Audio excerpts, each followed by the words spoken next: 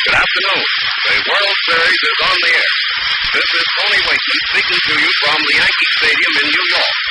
Again, the play-by-play description of the fifth game of the 1936 World Series is brought to you with the compliments of the Ford Motor Company, Mr. Henry Ford, Mr. Ansel Ford, and your local Ford and Lincoln Zephyr dealers.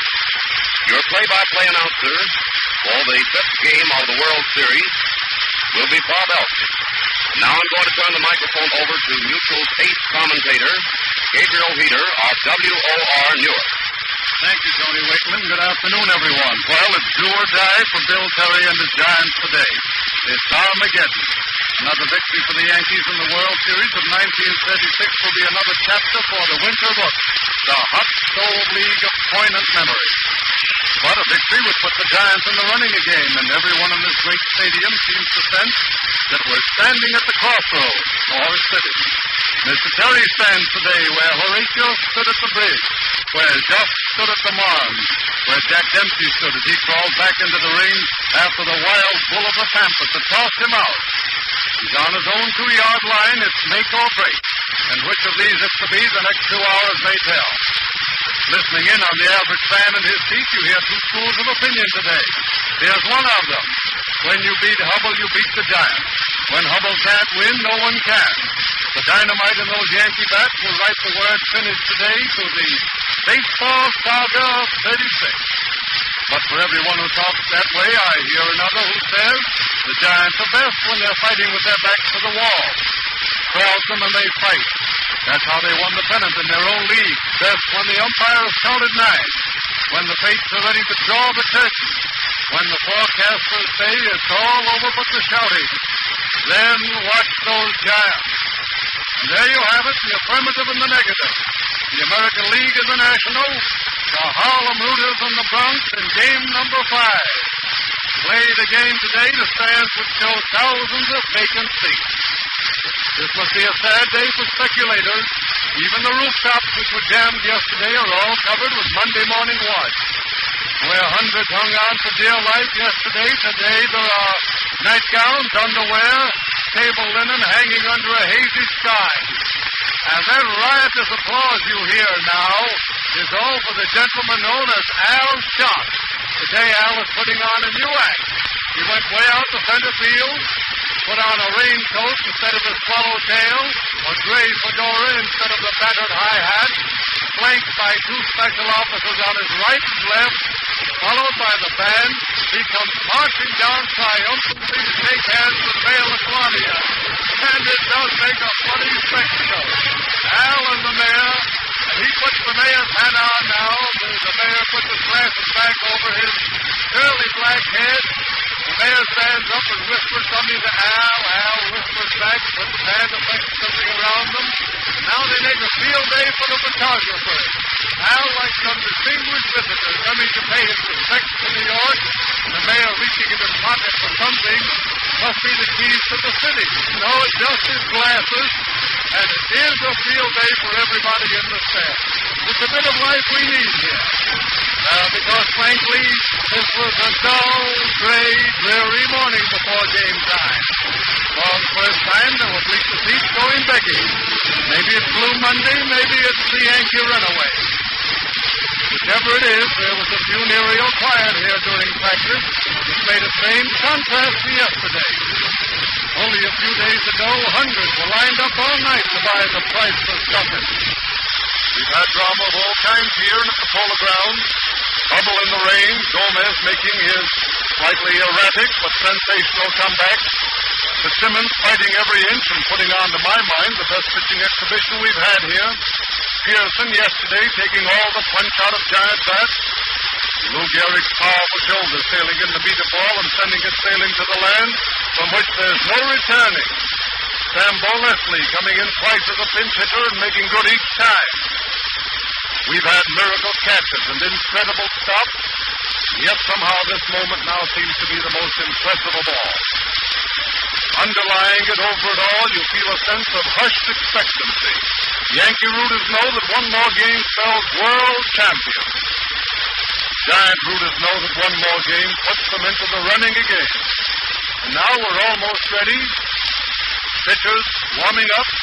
bats which came out on wheelbarrows stacked high, a half-dozen boxes of new balls for which fans fight as they might for home and mother, and the groundskeeper army in brown doing its own final stuff. I tried to check with a number of experts, and I find a universal agreement among writers and old fans. The umpires in this series have been doing a workmanlike job. While we're on the subject of workmanlike jobs, I'm going to ask my friend Walter Winchell to toss one of his choice orchids to the New York City Police Department for their job. A job in handling a record-breaking crowd and doing it well. 50,000 at the Polo Grounds, 65,000 here yesterday. Thousands turned away outside, yet there wasn't a time when anyone or anything was jammed. Traffic moved, all the police are polite, everyone smiles. There's no crowding, it's an admirable job and well done. And now with a song in their hearts and a prayer on their lips and a do or die in their eyes, Yanks and Giants take the final drink. The new stick of gum, which goes in as the practice stick comes out, and I suppose looking down into the Yankee Stadium, both Giant and Yankee sides, the stronger boys take something which looks like an old-fashioned chew instead of chewing gum. And the clock in center field tolls its fatal minute. What the day will bring, time alone will tell. Everything seems to depend on Hal and his ability to silence those Yankee bats. Maybe Hal will prove to be the man to do it. And for the Yankees, roughing the red. The man who came out of the Black Diamond Empire of Old King Gold to a splendid career on the baseball diamond. There are many experts here who feel that Roughing pitched a fine game in the opener against Trouble. Far better even than the final score shows. And maybe he's going to turn in another today with better luck. However, we're almost ready for game time, and I'm going to turn you over to Bob Elson, the WGN, who gives you those dramatic close-ups of play-by-play on the field. Bob Elson. Thank you, Gabe. Good afternoon, ladies and gentlemen. We're talking to you now from right up here above the home plate in a section of the press stand at the Yankee Stadium in New York City. Gabe has given you his usual colorful description of all the preliminaries, and they're setting here for the fifth game of the World Series between the Giants and the Yankees. The umpires are down here in front of us, right near the home plate. The pitchers are Schumacher, a right-hander for the Giants, and Roughing, a right-hander for the Yankees. The photographer is getting a picture now of the captains, Jackson and Gehrig, with the umpires and the field announcer. The umpires today will be Furman, who did such a splendid job in the rain back at the plate the first day. At first, Dice from American League at first today with Furman back at the plate. Major Kurtz at second and Summers at third. Now the batting order for the Giants. Moore in left field, Martell at short, Perry first, Ott in right, Ripple center, Mancuso catching, Whitehead second, Jackson third, and Schumacher pitching for the Yankees. Corsetti short, Rolfe at third, DiMaggio center, Gehrig at first, Dickey the catcher, Selkirk in right, Powell in left, Missouri at second, and Roughing will do the pitching. Well, the Giants are all ready to go to bat now for the fifth game of the 1936 World Series, broadcast with the compliments of the Ford Motor Company and the Ford and Lincoln Zephyr dealers of America. We have another ideal day for the ball game today. It's a perfect setting. New York Giants really have their backs to the wall today, and it's do or die, now or never. They dropped this game today. The complete 1936 World Series is history. Joe Moore is the first man up. A lot of empty seats up here in the upper deck today. It'll take a Giant victory to really restore that intense interest that there was here in New York in those first three games. Now the series stands 3-1. Here's the first pitch of the ball game. Over the plate, and he whacks it. Trail hit down the left field line. It's hitting the barrier out there. Joe's rounding first base. He's on his way to second. He slides, and he's safe at second. He started his slide that time, but as he started to go down, he saw that he could make it without the slide, and so naturally, a player usually doesn't slide unless he has to, because there's always a chance of an injury. Moore stayed up and gets into second base standing up. It's a two-bagger off a Roughing right down the third baseline. The ball hits inside the bag about 2 feet, sharp hit on the ground. Here's Bartell up. That's Moore's third hit of the series. Bartell, a right-handed hitter, facing Roughing. Rolfe is drawn in close, expecting a sacrifice here. Lou Gehrig at first base is playing in a little bit. The pitch. Fastball, low and outside, a ball. Joe Moore leads off with a nice double down the third baseline. Powell got over to the railing first. In a hurry, played the ball on the rebound out there and got it back in a hurry, but Moore goes into second base standing up. Now Ruffing is getting his sign again. The next pitch, Bartell swung at and fouled right back into the screen. Count is ball one and strike one for Bartell. Joe Moore on second base. Nobody out. First half of the first inning of this, the fifth game of the World Series. The pitchers are Ruffing, a right-hander, and Schumacher, a right-hander. Schumacher started once before, didn't have his control, and was wrapped out of the box. Now Ruffing is ready. Here's the next pitch. Bartell drives one down the right field line. It's a safe hit. The ball is rolling out there against the wall. Bartell is rounding, coming into second base. A run is scored. It's a two-bagger for Bartell, scoring another run. And the Giants are leading here. Two doubles, one down the left field line and one down the right field line. That one was hit down the right field line, a line drive over Gehrig's head. It hit out there about 20 feet inside the line, rolled back and off the barrier. Selkirk played the ball fast on the rebound and got it back in, but it was too late. It's a two-bagger scoring a run. Looks like these Giants mean business here today. Here's Perry up. Left-handed hitter. Now Ruffing is getting ready. First pitch is a nice curve right in there around his knees for a called strike. And on second base, a run in for the Giants. Ruffing is getting his sign now. Here's the next pitch. Foul back into the stands. It looked like Bill, from the way he moved his feet that time, was trying to place the ball into left field. Perry backed up. That was Bartell's sixth hit in the series. He doubled, scoring more. Ruffing looks back around the infield to see that everybody's in place. The Giants are batting. First half of the first inning. Ruffing is ready to pitch again to Perry. He swung at a curveball right around his waist and struck out. Perry struck out. One gone. It brings up Mellott. Here's Mellott up. Mel has made 4 hits in the series. Run is scored. Bartell is on second. Out is up at the plate. Perry went down on strike. Ruffing is getting a sign. I've looked at the first pitch. It's low and outside for a ball. Ball one. Powell in left field. DiMaggio in center. Selkirk in right. Selkirk is playing deep. DiMaggio is playing plenty deep. The infielder is playing in normal position, playing back. This is getting ready again. Here's the next pitch to Ott. Hit the ground ball through the box. The shortstop is behind second base, up with it over to first base, and he's out. Vercetti to Gehrig. It advances Bartell to third. Mellott hit a sharp ground ball through the box, but Vercetti was playing him over close to the bag. Moved over hurriedly behind the bag, picked up the ball, and fired it over to Gehrig to get his man. Short to first, ball to second out. Here's Ripple.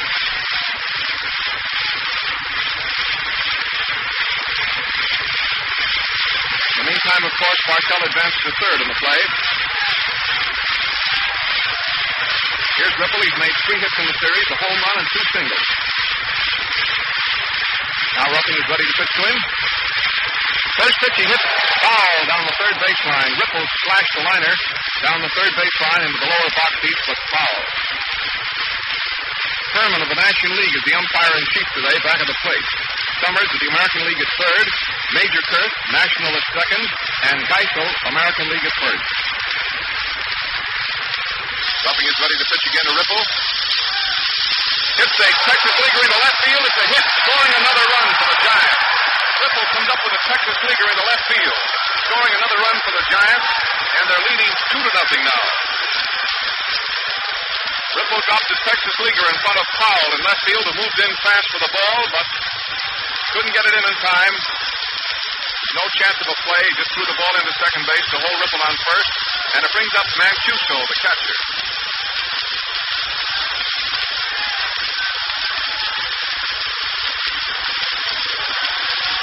Now there's a man on first base. Here's Gus up. First pitch, he hits one straight into right field, a ground ball. There's a man on first base, Whipples, rolling around second base on his way to third, and he's safe at third. Mancuso slashed the ground ball to Gehrig's right into right field. It puts runners on first and third now for the Giants. And the next man to come up is Whitehead, who as yet has not made a hit in the series. That was Mancuso's fourth hit in the series. Well, the Giants starting off as though they mean business out here today. And they have to. It's now or never. Man on first, a man on third. Here's the second baseman, Burgess Whitehead up. Facing Ruffing. 2 runs are in. There's a drive foul down the first baseline. A low liner hit foul by Whitehead. 1 strike. Now the new ball is tossed into the game. Ruffing takes his glove off, rubs the ball up in his hand. The Giants have scored 2 runs here in their half of the first inning. There's 2 outs, and they have runners on first and third. Ruffing opposing Schumacher. Red's getting his sign again. Here's the next pitch to Whitehead. There's a hard hit in the right field by Whitehead, scoring another run. Mancuso stops at second. He smashed a hit, a low liner about waist high between Gehrig and Lazzeri into right field. 3 runs are in now, and the Giants have runners on first and second. Next man to come up is Jackson. That's the 5th hit of the inning. That is Whitehead's first hit of the series. 3 runs and 5 hits. Yankees are in a huddle out there now. Gehrig, Rolf over talking to Ruffing. Next man to come up is Jackson. Whitehead on first. Mancuso on second.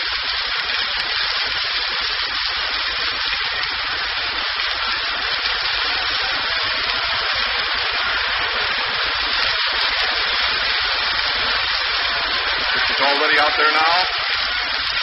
Jackson hits a high fly to left center. DiMaggio's going way back. He's going to get under it. He's under it now, and he has it, retiring the side. 2 men are left on the bases, and that's the end of the first half of the first inning. Well, the New York Giants are on the field. Joe Moore in left field. Jim Ripple in center. Now out in right. Joe is just walking into left field now, adjusting his glasses. Jackson's on third. Bartell on short.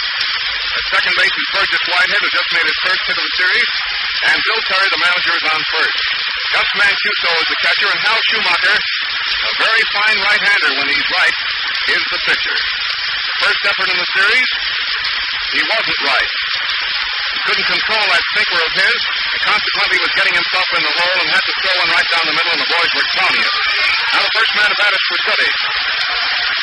The Giants came up with 3 runs in their half of the inning. Here's Crissetti up. He's made 7 hits in the series. Right-handed batter. Now the wind-up in the pitch. Fastball low and inside. A ball to Frankie. Looked like he was going to bunt the ball. He had his bat shortened, but the pitch was a little bit too low, and he stayed away from it. Schumacher wipes his hands at the front of his uniform. Gets ready out there now. Now the wind-up in the next pitch to Crissetti. A fastball right around his knees. A called strike. The count is 1-1. Ball 1, strike 1. Crissetti registers a mild squawk on the pitch. Frank is back in the batter's box now. Pulls his cap down firmly on his head. It's already out there. Schumacher winding up. Here comes the next pitch. There's a ball a little bit outside, just above the knee. Ball 2 is strike 1.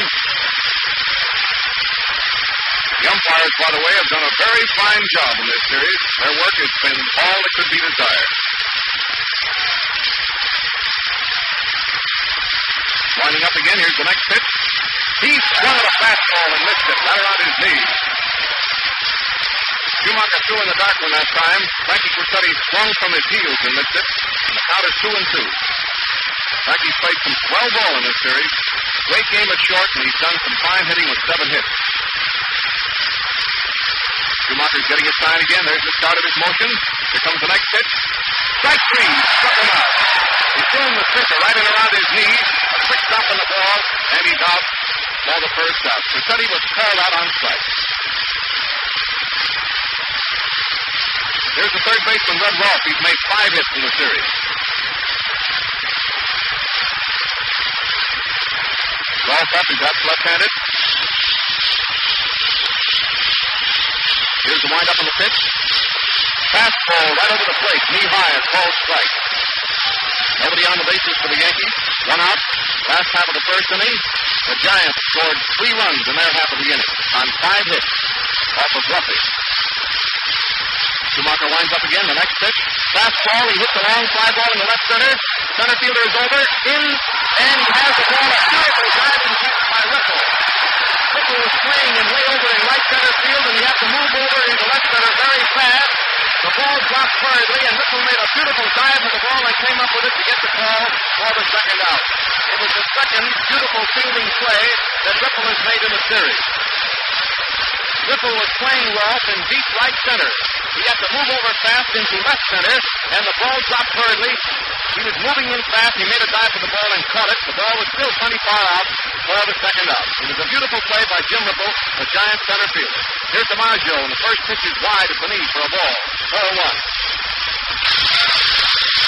Some of those balls, some of those pitches, the way they're hit, depending on the stuff on the ball, they take an awful funny motion after they start out there in the air. That ball dropped hurriedly. It's hit very hard. Winding up again. Here's the next pitch to Joe. Right over the plate. Ball strike. Joe DiMaggio has 5 hits in the series. Ball 1 and strike 1 on Joe. 2 out and nobody on the bases. Here's the windup on the next pitch. Fastball low and inside. A ball makes it ball 2 and strike 1. Giants have Jackson on third. Bartell on short. Whitehead at second, Perry first, out in right, Ripple center, Joe Moore in left, Mancuso catching, and Hal Schumacher is the pitcher. This is the 5th game of the World Series. The Giants are ahead 3-0. Pitch, he hits the bounding ball. Jackson at third. Going to be close. There goes over to first base. He's out. Perry made a one-handed stab of Jackson's high throw. Jackson had to move to his left for a high bounding ball. The ball was hit so hard that Jackson had to back up so he'd have that bounce timed perfectly. He caught it off a high bounce, got it over to first base, a high throw, and Perry made a nice stab to retire the side. All right, Tony. Ripple gets a grand hand from the crowd as he comes in. Ricciardi was the first man up for the New York Yankees. He struck out. Then Ripple made a beautiful running dive to get Rolfe's drive, and that made it 2 down. DiMaggio followed, and he went out Jackson to Terry to retire the side.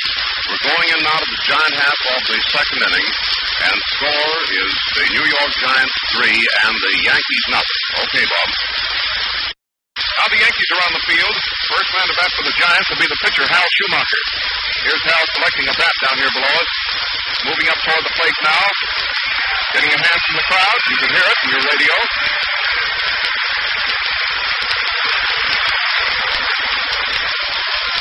Hal Schumacher, right-handed batter, is the first man to face Ruffing, who was tapped for 5 hits and 3 runs in the first inning by the Giants. Now we're starting the second inning with the score. The Giants 3, the Yankees nothing. Ruffing is ready. Here's the pitch. Schumacher belts a curveball deep into center field. DiMaggio's backing up. He's under it, waiting, and he has it for the first out. Schumacher hit a high fly deep into center field. DiMaggio moved back to his right toward left center, backed up a few feet and caught the ball for the first out. 1 gone. Here's the leadoff man, Joe Moore. Joe slaps the 2-bagger down the third baseline. Starts the ball game today and later scored on Dick Bartell's 2-bagger. Ruffing is ready. Here's the pitch. Slow ball. He hits a high pop fly back at third base. Third baseman Rolfe is backing up. He's in foul territory, and he has the ball for the second out. He caught the ball about 35 feet back of third base down the line and about 2 feet outside the line. Rolfe caught that ball in foul territory. It was a high pop fly off the bat of Joe Moore. Here's Bartell. He doubled the first time up. Right-handed batter. Here's the first pitch. Fastball right in around his waist. A called strike. Ruffing through in that sidearm fastball of his. Bartell watches it go by. Dick has made 6 hits in the series. He's out of the batter's box. Ruffing has started his motion, then stopped. Now he's ready again. Here's the next pitch.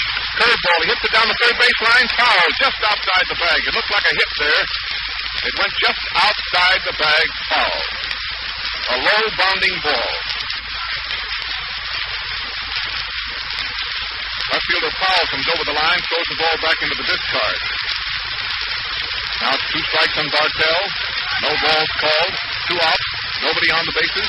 First half of the second inning. The Giants 3 and the Yankees nothing. Here's the windup of the pitch. Bartell struck out. Fastball shoulder high. Bartell is out on strike, retiring the side. The New York Giants went down in order in their half of the second inning. Schumacher flied out to DiMaggio. Moore fouled out to Rolfe. And Bartell struck out. Going into the Yank half of the second inning. And score remains the Giants 3 and the Yanks nothing. Ladies and gentlemen, this is the 5th game of the World Series. Being played at the Yankee Stadium in New York City. We'll pause briefly now for station identification. This is the Mutual Broadcasting System. This is WGN Tribune Square, Chicago.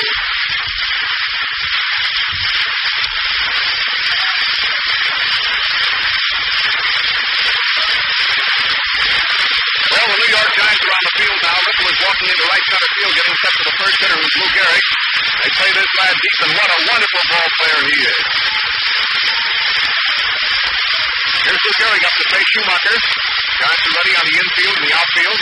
Nobody on and nobody out. We're starting the last half of the second. Giants 3, Yankees nothing. Wind up, and here's the pitch to Gehrig. Fastball, he hits the ground ball to Terry's right. He can't get it. It's a hit to right field. There's right through the right fielder. Fell out. Ripple has it. And he's getting around to third base. And he's safe at third. It'll be, I believe, a hit and miss. He drove a ground ball to Terry's right into right field for a base hit. It's a hit and an error, a single and an error for Mellott, letting the ball go through his legs all the way to the wall in right field, and Gehrig is on third base. Next man to come up is the catcher, Bill Dickey. Man on third and nobody out.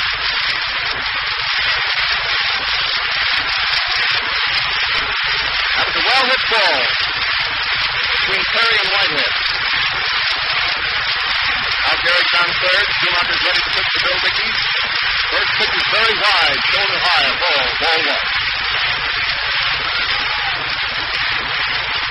All the way back to the wall where it's marked 344 feet. Ripple was running over fast from right center, backing out up, and Ripple received the ball, got it back in fast, Ripple to Whitehead, but Gehrig was over at third base, so Whitehead didn't throw it. The outfield playing this fella plenty deep. Here's the next pitch from Schumacher. Over the plate, he hits the bounding ball down the first base line. Schumacher picks it up, back over the first, he's out. Gehrig's flying to the plate. He is out of the plate. Gehrig is out of the plate. Terry, the Mancuso. The batter hit a slow-rolling ball down the first base line, 5 feet inside the line. The pitcher picked the ball up halfway between the plate and first. Picked the ball up and threw it to first base, retiring the batter Dickey. With the throw, Gehrig, who had a long lead, heated for the plate, and is out on a very close play, Terry to Mancuso. It was a very exciting play, and very close at the plate.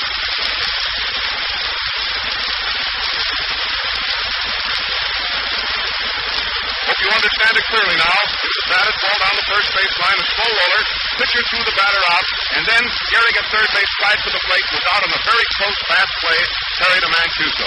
Here's Selkirk. The first pitch is low and inside for a ball.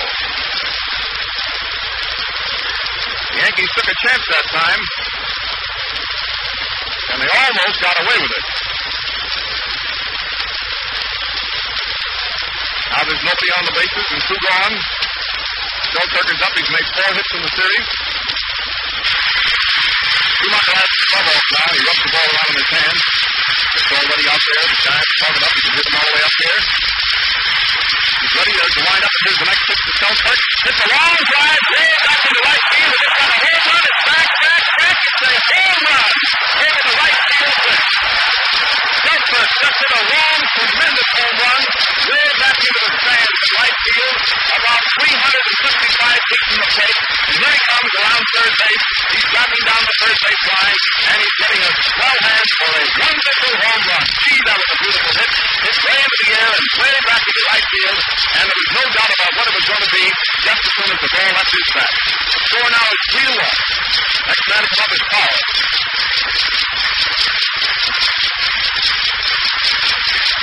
First pitch to Powell is a called strike, right around his knees.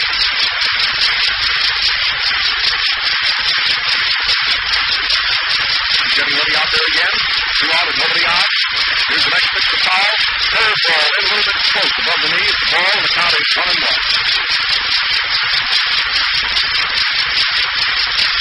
That was Seltzer's fifth hit of the series and his second home run. Boy, that was a beauty. Here's the windup in the next pitch. Fastball, he hits a short fly ball to the center field. Whipple's coming in fast. He's under it, and he has the ball on the run through the tie of the side. That is the end of the second inning. The score, the Giants 3 and the Yankees 1. All right, Tony. Now is the time to consider a better car that will stand the cold winter weather. The Ford dealers' nationwide clearance sale of used cars is in full swing, featuring 150,000 used car and truck bargains. Your Ford dealer has late models of many different makes. In the Yank half of the second inning, Gehrig, the first man up, smacked the ball out to right field where it got away from Mellott. In the meantime, Gehrig moved on down to third. Dickey was out, Schumacher to Terry, and Gehrig was out at the plate, Terry to Mancuso. Seltzer knocked one into the right field bleachers, a drive of about 355 feet for a home run. With 2 down, Powell come up and he flied out to center field. The Ripple retiring the side. We're going into the Giant half of the third inning, and score stands the Giants 3 and the Yankees 1. Now the Yankees are on the field. Here's the first man back for the Giants, Bill Terry. Terry struck out the first time. Here's the pitch. Over the plate, he hits the bounding ball to the shortstop left. Terry has it. A bounce over to first base. He's out. Terry to Gehrig. Terry hit a low bounding ball between the shortstop and the bag. Terry moves to his left over towards second base. Came up with the ball on the short hop and threw him out. Terry to Gehrig. Here's Art.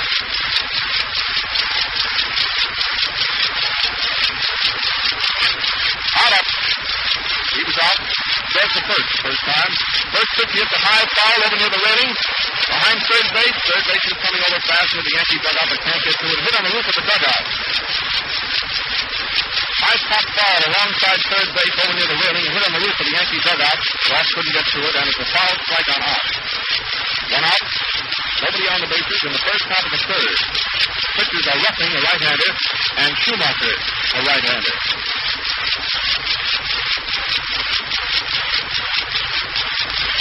Ruffing's getting his sign. Stands on the rubber. He's all ready.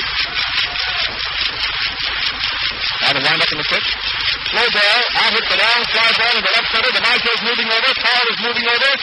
Powell caught it in left center field. The long fly ball off the bottom Mellott for the second out. Here's Ripple. Ripple drove a hit into left field the first time up and scored a run. That was Jim's 4th hit of the series. Batting now is 2 out and nobody on the bases, facing Ruffing. Here's the pitch. First pitch is right down the middle, a fastball around his knees for a called strike. 2 out and nobody on for the Giants in the first half of the third. They're ahead 3-1. Here's the pitch. He swung it alone in that time with lots of speed on it and missed it. And it's 2 strikes now on Jim Ripple, the Giants center fielder. Terry, the second baseman, talking to umpire Majorkirk out there at second. He looks back at the scoreboard, turns around again to face the hitter. Ripple is out of the box. He's behind the batter's box right now, wiping his hands on his uniform. Pulls his cap on. He's stepping in right now to the right side, of course. He's a left-handed hitter. There's 2 strikes on him and no balls called. Ruffing is ready. Here's the wind-up in the pitch. Slow ball. Strike. He struck him out. A slow ball right over the outside corner, knee high. Ripple is out on strikes. That's the end of the first half of the third. The Giants went down in order in their half of the third inning. Terry was out for Sally to Gehrig. Mellott flying out to Powell in left center, and Ripple struck out. We're going into the last half of the third inning. Score stands the Giants 3, the Yanks 1. The Giants scoring 3 runs in their half of the first inning. The Yanks scoring 1 in the second. Okay, and back to Bob Elson. Thank you, Tony. Well, the last half of the third inning is going to get underway now. The first man to come up is the second baseman of the Yankees, Tony Lazzeri. Lazzeri's had just one hit in the series, and what a hit it was. It made some baseball history because it's just the second time that particular feat has been accomplished, and that is in the World Series, a home run with the bases loaded.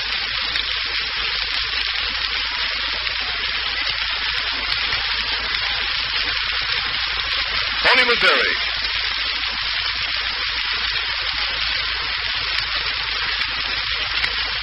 Now the Giants take it around the infield for the last time. Third baseman Jackson was the last man to handle the ball.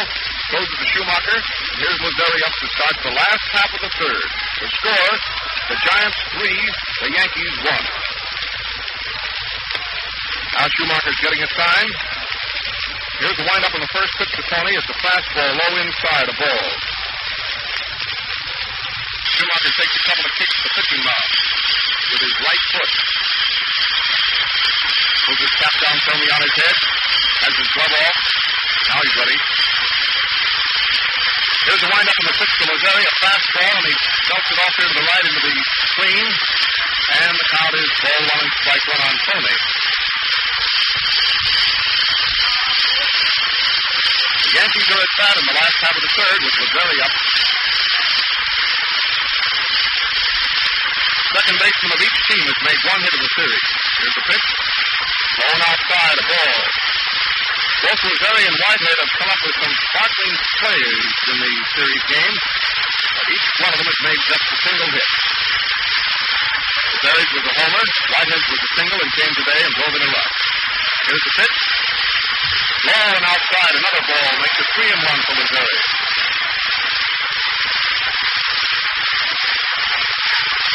The ball got away from the catcher. Got his glove in the way and slowed it up, and he went over to his right to pick up the ball and throw it back to Schumacher. Schumacher looks down at Duff, getting his sign. Here's Mancuso crouching here below us. Here's the pitch. Fastball right over the outside corner, knee high.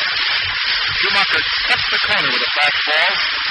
Count is ball 3 and strike 2. Ready out there again, stands on the pitching rubber. There's the windup, here's the next pitch. He missed the corner that time with a fastball, and he gets a walk. Schumacher slides the same pitch. A fastball, low outside, but he missed the corner, and it's 4-4. It brings up the pitcher, Red Ruffin.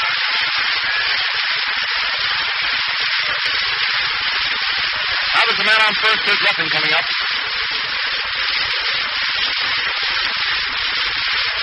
Nobody out in the last half of the third. The Giants move in just a little bit in the infield. The outfielders stay right where they are. This fella can hit him on the nose, too.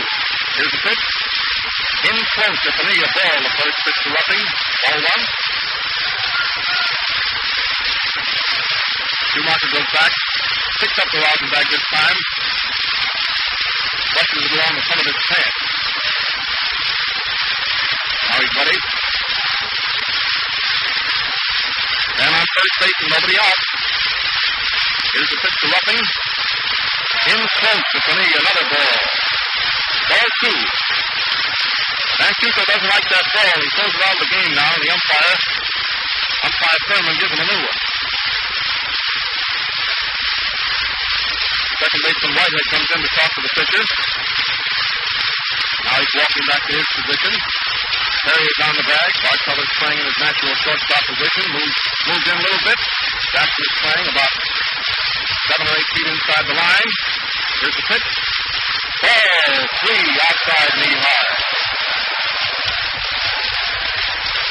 The third ball now for Ruffin.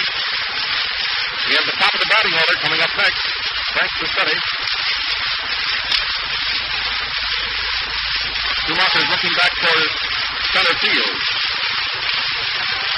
Now he walks farther back and picks up the Rosenbag, drives his hand. Down the pitching rubber now. Batter will undoubtedly take a couple here. Wait out the string.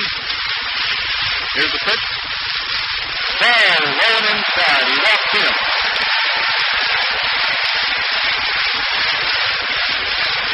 Al Schumacher has started off the last half of the third inning developed a sudden wild streak. Al seems to be getting sort of in the mood he was in the first game that he pitched in the series when he was having a lot of trouble with his control. Well, now the picture is the Yankees have a man on second and a man on first. There's nobody out. The Giants are leading 3-1, and the next man to come up is the shortstop, the leadoff man, Frank Crosetti. Crosetti was out on strikes the first time up. Whitehead is still talking to Schumacher. Now he's going back. Terry is back over at first base. And we have 2 men on for the Yankees with nobody out in their half of the third. In other words, the tying runs are on the bases.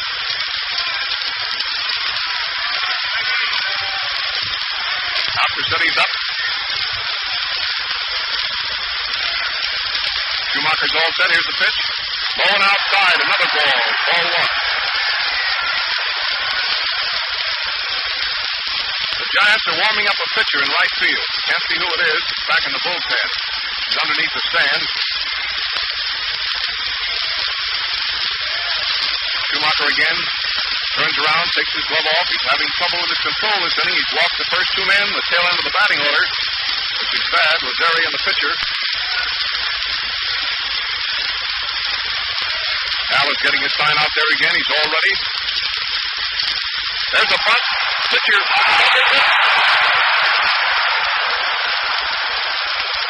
It was a bunt. It looked like the ball had hit foul first. It did. Crosetti bunted. The ball hit foul.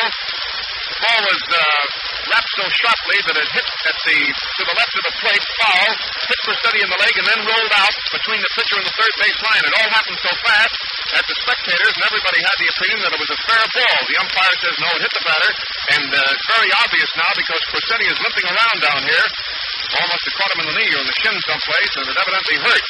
Frankie's limping around, and the runners are sent back to first and second. It was a break there for the Giants because Schumacher had fumbled the ball a couple of times before picking it up, and if it had been a fair ball, the bases would have been loaded. Now there's a count of ball 1 and strike. When it was a foul, 2 men on the bases now, and a count of 1 and 1 on the hitter, nobody out in the last half of the third. Here's the next pitch to Crosetti. It's a bunt down the third baseline. It's foul again. Schumacher moves over fast and fields the ball between the plate and third base, halfway down. But it's foul, and the count now is ball 1 and strike 2 on Crosetti. Now we still have the same picture here, 2 men on, with a count of ball 1 and strike 2 on Crosetti. He might still attempt to sacrifice those tying runs around the second and third, but if he should bunt it now and bunt it foul, he's automatically out, and the runners cannot advance. Sometimes they do it because the infield now is backing up. They're going back in a normal position now. Jackson and the third baseman and Terry, the first baseman, are backing up because it's very seldom that they would try that in a spot like this. But you never can tell. Schumacher's ready.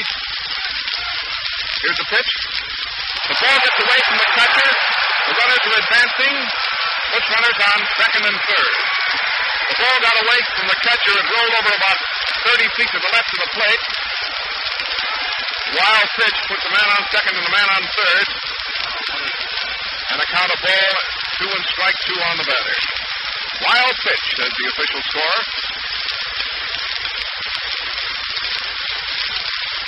Terry is over talking to Schumacher now. No, the Yankees don't have to worry about a sacrifice because that wild pitch did the trick for them. Puts Lazeri on third and Ruffing on second. The Giants are leading 3-1. The game is in the last half of the third.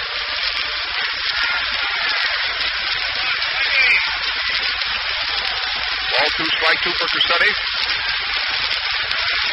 Schumacher's ready. Here's the pitch. Hits a bounding throw to shortstop Bartell. Up with it, over to first base. A bad throw. Takes it first, and a run scored. Bartell gets an error on a very bad throw to Terry. Terry scores from third. It's an error for Bartell on a very bad throw to Terry. Leaves Ruffing on second base. Crosetti on first base. A run is in, and the score now is 3-2 in favor of the Giants. Bartell came up with the ball in plenty of time to make a play. Made a very bad throw. He threw the ball into the dirt about 10 feet in front of Terry. Terry threw his body in front of the ball. Stopped it all right, but couldn't hang on to the ball, and it's an error for Bartell.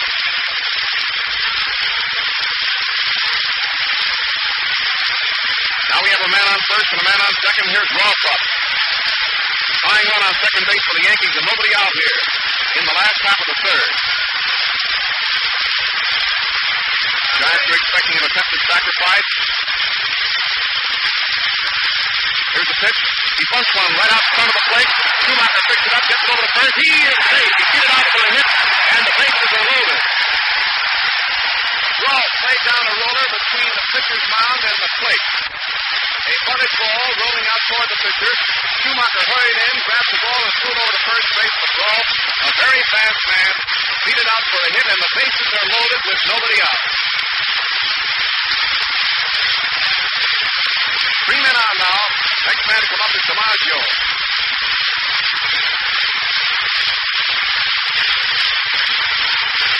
3 men on the bases.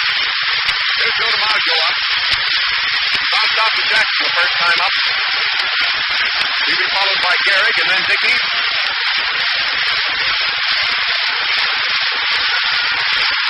Now the Giants have moved in close. Bases are loaded. Nobody out. Ruffing on third. Study on second. Rolf on first. First pitch, he hits a high foul. Back near the screen. It's going into the screen. Right here below it. DiMaggio hit a high foul. It came back to the screen and dropped into the screen as Mancuso hustled back, hoping that the ball would be into a spot where he could get his punches on it, but he couldn't. And it's a foul strike on Joe DiMaggio. DiMaggio has 5 hits in the series. Yesterday, Joe rolled out twice, slide out once, and on the last appearance hit into a fast double play. Al Schumacher is very much on the spot here in the Yankee Stadium in this last half of the third inning. The Giants still have a 1-run lead, but it looks bad. 3-2 in their favor, but the Yankees have the bases loaded. Here's the next pitch to DiMaggio. He swung and foul tipped another one, and the count is 2 strikes on Joe. Here's DiMaggio, Gehrig, and Dickey, the base in order. There's nobody out, and the bases loaded.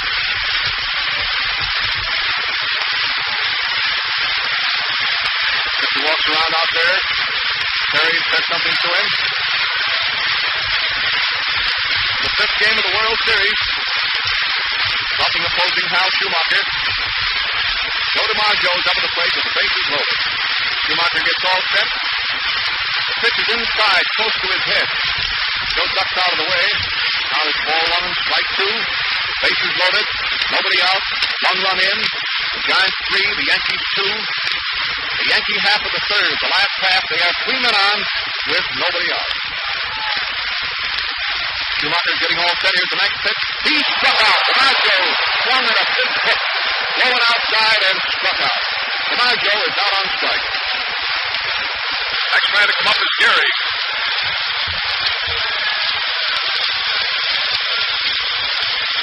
Joe DiMaggio is out on strike. Now Bill Terry is talking to the pitcher again. Here's Lou Gehrig up. Lou rifled a hit into right field the first time up, on which Melas made an error. And Lou went all the way around to third. Batting now with the bases loaded. What a spot this is.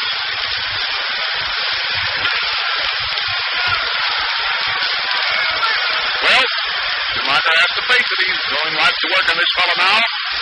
Here's the windup on the first pitch. Gehrig swung and missed a curveball right around his knee. Gehrig went all the way around that time, trying to give that ball a ride. Catcher wants to talk to the pitcher now. Schumacher walks in rather gingerly, as though he didn't have a care in the world. Bases are loaded for the Yankees with 1 gone. He struck DiMaggio out. They've scored a run this inning. The umpire wants to look the ball over now. See that Hal isn't putting any hocus pocus on it. He says it's okay, and he throws the ball back to the pitcher.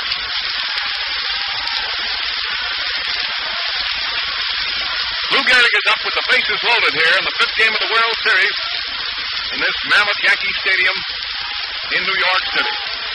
1 gone. Schumacher gets ready again. Here's the next pitch. There's a slow roller foul down the first base line. 2 strikes on Gehrig. 2 strikes on Lou Gehrig.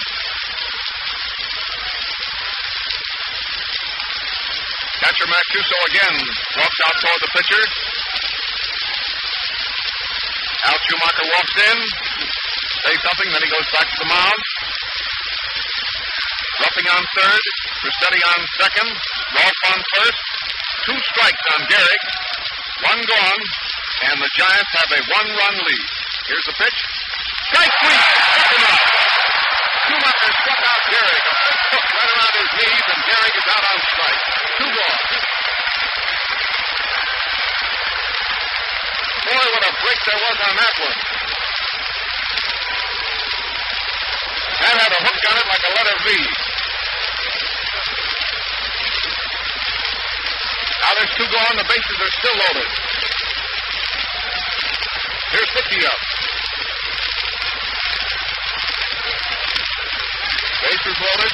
Still Dickey up at the plate. He rolled out to the pitcher the first time up. Now Schumacher takes his time out there, getting all set. Here's the pitch to Bill. Low and outside, a ball. Ball 1. Next man to come up is Seltzer. Schumacher takes his time. He's ready out there now. Here's the pitch. It's a high fly into right field. Mellon is under it. He should get it. He's moving in. He's standing under it. He has it. Retires the job. 3 men are left on the bases, and Hal Schumacher came through with a marvelous pitching performance there. And he's getting a wonderful hand here at the Yankee Stadium from friend and foe alike. American League and National League fans giving Schumacher a swell hand. All right, Tony. In the Giant half, or rather the Yankee half of that third inning, Lazari the first man up walked, Ruffing walked. Then Crusati came up to the plate. A wild pitch in the part of Schumacher, and both runners at bat. Lazari moving down to third, Ruffing to second. And then Crusati wrapped the ball down the short. Bartell shoved it up, pegged it over to Bill Terry. It was a very, very fast toss, and Lazari scored. Bartell was charged with an error. Rolfe followed. He bunted and beat out the toss. Schumacher to Terry, filling up the base. Then up came DiMaggio. He struck out. Gehrig struck out. And Dickey flied out to Mellon to right field, retiring the side. We're going into the Giant half of the 4th inning, and the score stands the Giants 3 and the Yankees 2. Now the Yankees are on the field. DiMaggio in center field. Selkirk in right field. Powell in left field. Gehrig first. Lazari second. Rossetti short. Rolfe third. Dickey is catching, and Ruffing is the pitcher. Right-handers today, Ruffing and Schumacher. Now showed plenty of heart that inning. Bases loaded, nobody out. Got onto that spot without anybody scoring after that 1 run had been in. So now we find the picture as we start the first half of the 4th inning. The New York Giants had 3 runs. The New York Yankees had 2. Here's the first man to bat, Gus Mancuso. Gus had a single to right the first time up.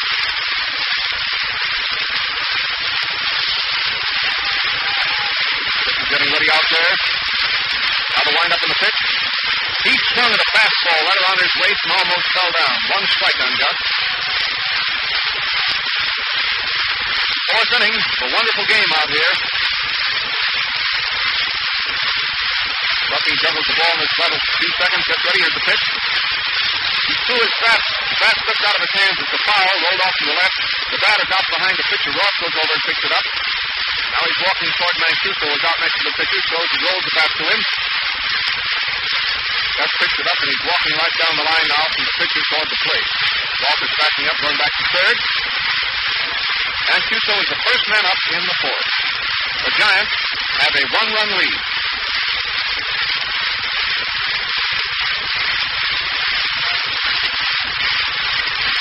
Getting his sign out there now. He's all ready. Here's the pitch. There's a hard hit ball, a line drive down the left field line. Powell comes over, plays the ball up the fence. Gus is on his way to second base, and he goes in, standing up. A 2-bagger for Mancuso. A line drive right over the third baseman's head. Go down the line. Up the front of the stands down there in left field. Powell played the ball hurriedly, just as fast as he could. But it's an easy 2-bagger for Mancuso, and it brings up Whitehead.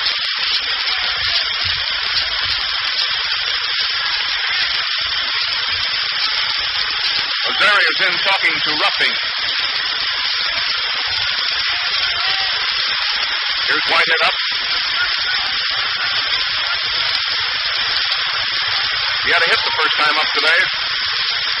First pitch is low and inside to Burgess. Ball 1. Rolfe, Rossetti Crucetti, Lazeri, and Gehrig talk it up out there in the infield. And on second base, here's the next pitch. It's a curveball in across his knees for a called strike. Lots of dope on that one. The count is ball one and strike one.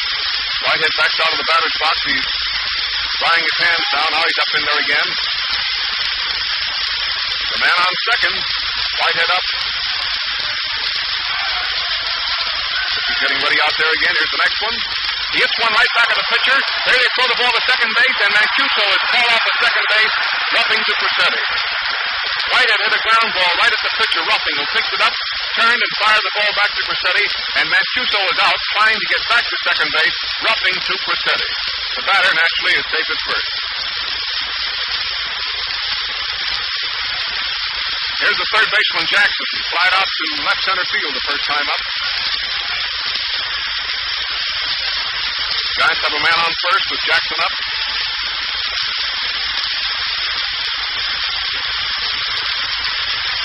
Now roughing is ready. First pitch he swung at and missed. Right around his knees. One strike on Jackson. Whitehead on first with one out. Roughing is getting his sign again. Here's the next pitch. Jackson hits a high foul.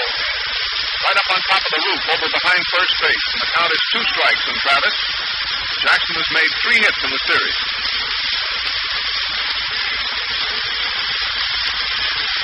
Roughing has his glove off out there. He's rubbing the ball around in his hand. Now he's all set. Here's the next pitch. Jackson took one. A hook blown outside for a ball. Count is 1 and 2. Whitehead on first. One gone. First half of the fourth inning. The Giants leading in a close ball game, 3-2. The pitchers are Ruffing and Schumacher, right-handers.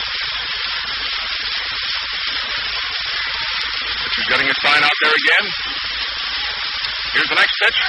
Jackson hits a pop-up in the infield. The shortstop, Crucetti, is right near the bag. He has the ball for the second out. Travis Jackson pops out to Crucetti. Crucetti caught the ball about 5 feet to the shortstop side of second. Here's the pitcher, Schumacher.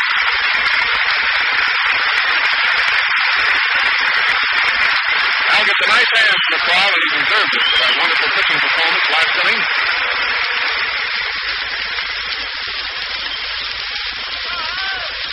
Ruffing is taking his time out there getting ready now to pitch to Schumacher.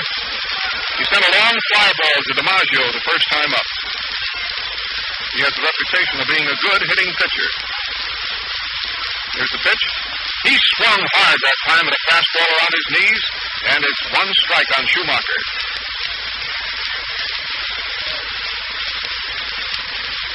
The man on first, 2 gone here in the first half of the fourth inning. Red Ruffing opposing. There's a throw to first base, but the runner is back in easily. Gehrig tosses the ball back to the pitcher. Getting all set again. Here's the next pitch. Fastball over the outside corner, knee high, a called strike. It's 2 strikes now on Schumacher. Ruffing walks around out there, thumps the ball in his glove a couple of times. Arms up in front of him, drops him down. He's ready. Here's the pitch. Schumacher struck out. A fastball right around his waist. 1 man left on the bases, and it retires the side. Here's Tony Wakeman.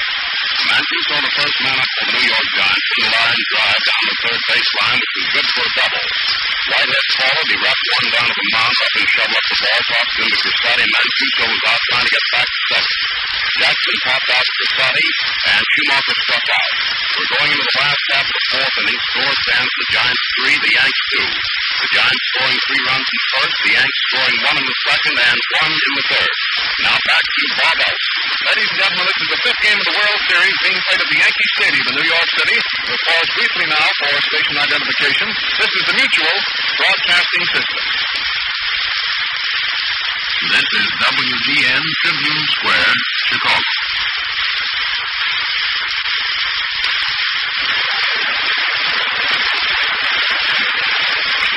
Now the first man to bat for the Yankees is Selkirk. Hit a home run the first time up, and it was a beauty. The real drive back into the seats in right field.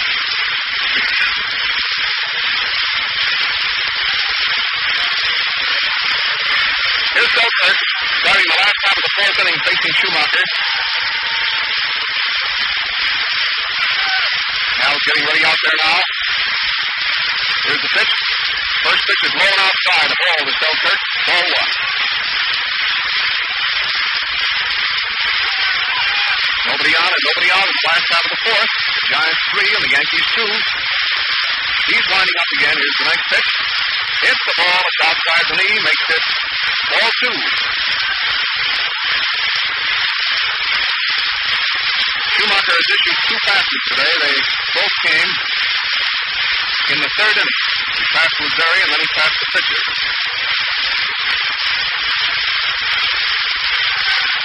Ball 2 is the count. Here's the next pitch. Right around his knees. A called strike. Makes it ball 2 and strike 1 for Selkirk. Tall, slender fellow who has lots of power. Room around that outfield, too. Guys keep up the chatter out there in the infield. Lots of pepper on both sides. Schumacher's winding up. Here comes the next pitch.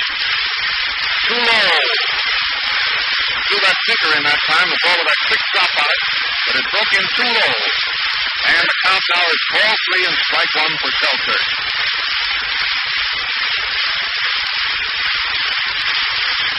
Schumacher gets ready again.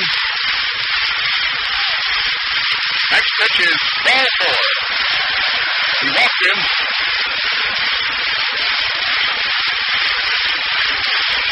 Here's foul up. Foul fired out to center field the first time up. Just as the pitcher delivered the ball, just as the ball was about to leave his hand, Selkirk made a quick swing off to the right. Sort of rattled him a little bit. May have helped. Anyway, he threw in a ball 4. And on first base, and Powell was up. Here's the pitch. Low and outside, a ball 1.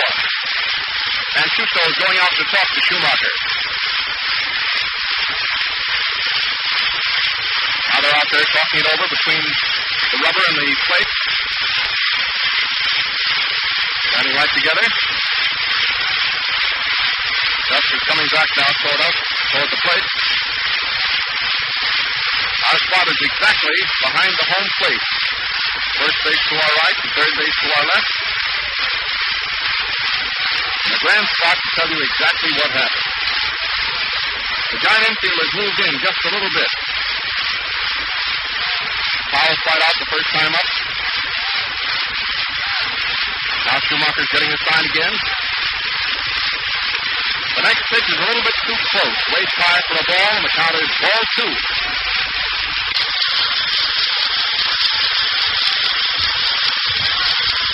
They're on first base for the Yankees in the last half of the fourth inning. They're trailing by 1 run. Schumacher getting his sign again. He's ready. Here's the pitch. Hits the ball inside above his knees. It's ball 3. Schumacher's having another one of those wild streaks.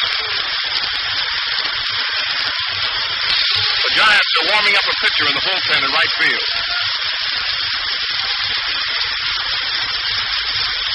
Terry is over talking to Schumacher.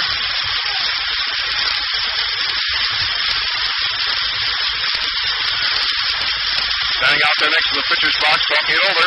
Mancuso, Terry, and Schumacher.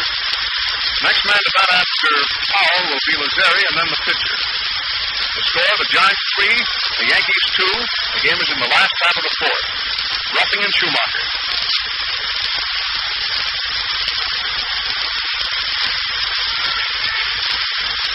Now he's ready out there again.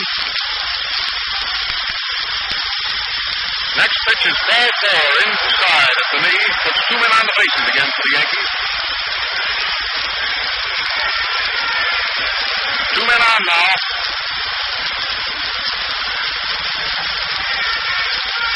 Man on first and a man on second. Next man to come up is Lazeri. Whitehead, Terry move over from the right side of the infield to say something to the pitcher. Encourage him and try to settle him down out there.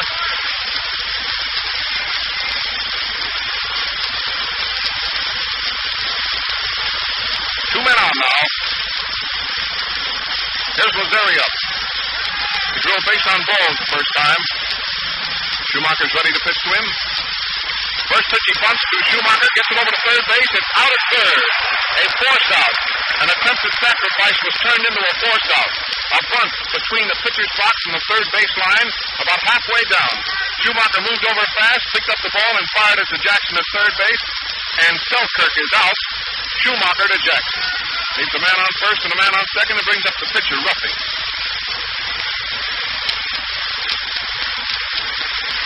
The attempted sacrifice was turned into a force play. So now we have Ruffing up. He drew a base on balls the first time. Big fellow and a right-handed hitter. Schumacher's getting his sign. Here's the pitch. Right over the plate. He hits the bounding ball past the pitcher. Bartell is up with it over the second out. Back over the first. Out of the double play. He hit a bounding ball, a high bounding ball over the pitcher's head. Right out to the shortstop, about 5 feet to the shortstop side of the bag. Dick Bartell caught it, tipped it to Whitehead. Whitehead turned and fired it to Terry, and he got his man on the tail end of the double play just by a step to retire the side, and that's the end of the fourth inning, and here's Tony Waite. Get the thrill of V8 performance. Drive a Ford V8. It's the only car under $1,600 with a V-type 8-cylinder engine. Your nearest Ford dealer has one he'll be glad to let you drive. And now in the yank half of the fourth inning, the first two men walked, Selkirk and Powell. Lazari bunted to Schumacher, shoveled up the ball, tossed it into third, and Selkirk was out at third. Ruffing then hit into a double play, retiring the side. We go into the Giant half now, the fifth inning, and the score stands the Giants 3 and the Yankees 2. Well, the fifth inning of a wonderful ball game here in this fifth game of the World Series is coming up. Fred Ruffing and Hal Schumacher pitching swell ball out here. Plenty of tight spots, long hits, exciting plays, all that you could ask of our great national pastime, good old baseball. And here's Joe Moore up. He had a double the first time, the second time he popped out the road. That's handed hitter. Here's the pitch, a slow ball. He hits it on the ground to Gehrig. Gehrig is up with it, running to the bag. The pitcher's coming over to take the ball. He's out. Gehrig to Ruffing. Ball was hit well behind the bag. Gehrig picks it up on the hop, threw it to the pitcher, Ruffing, who came over. Gehrig gets the assist, and the pitcher gets the foot out. It was a pretty fast play with more a fast man getting down there in a hurry. So there's one gone, and here's Bartell. Hit up twice, a double and a strikeout.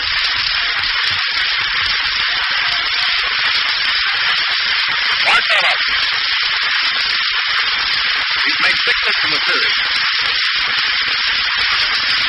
Scores the Giants 3, the Yankees 2 in the fifth inning. Now Ruffing is ready. First pitch is a strike right over the outside corner, knee high. There's an airplane droning overhead. Bartell is walking the pitcher. Here's the windup in the next pitch. He stuffs one way down the left field line, but it's a foul ball. Bartell hit one high through the upper deck, way down the left field line, but it was foul, and it's 2 strikes now. Big steps out of the batter's box, and he gets up in there again. One out, nobody on for the Giants in the first half of the fifth. They're ahead, 3-2.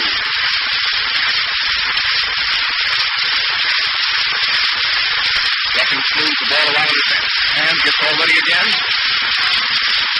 Here's the next pitch. Bartell takes one inside, below the shoulder, too close, and the count is 4-1, strike 2.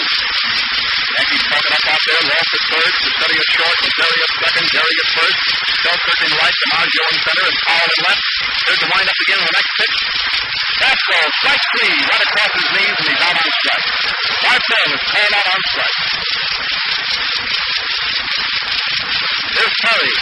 Terry struck out the first time, and the second time he was an easy out on the roller to the shortstop.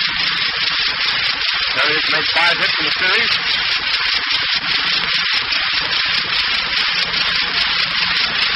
Here's Bill Terry up.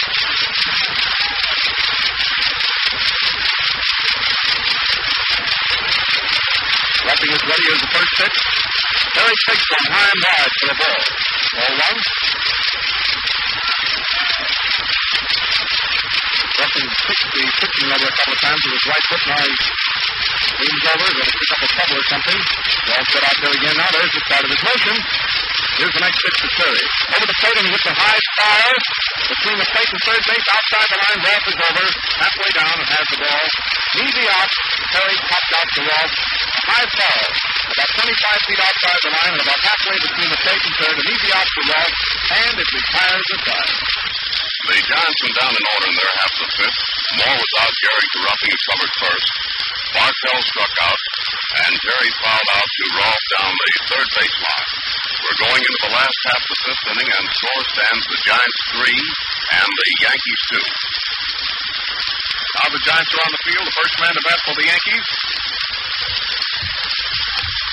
Coming out now, Rossetti. You remember the side was retired for the Yankees in the last half of the fourth inning when the pitcher Red Ruffing hit into a fast double play, short to second to first. Al Schumacher's out there on the mound. Bartell is standing right near the bag talking to Whitehead, who has covered the bag. Standing with one foot on one side of the bag and one on the other, waiting for the catcher's throw. Jackson is talking to the pitcher. Terry is walking around over there to our right. The outfielders are all set. Whipple is walking around in center field. Now he's turning around. Well, the Giants are leading 3-2 in the last half of the fifth inning.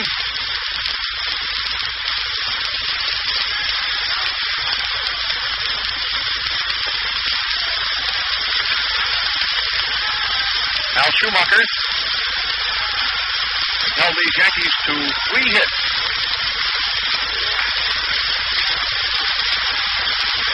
Worked his way out of a couple of tough spots. Here's Rossetti up. He struck out the first time, and the second time he was safe on an error. Now the wind-up in the first pitch to Frankie.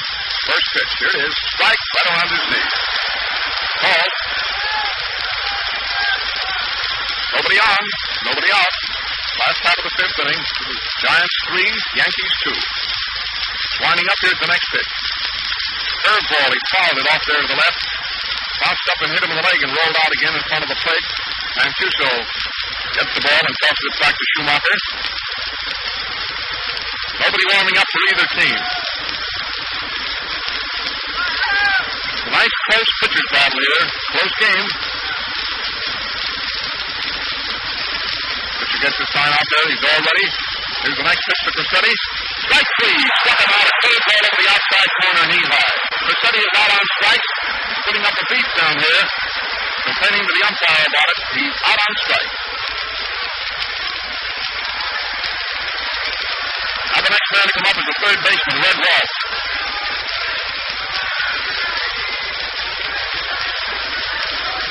Here's Rolf up at the plate.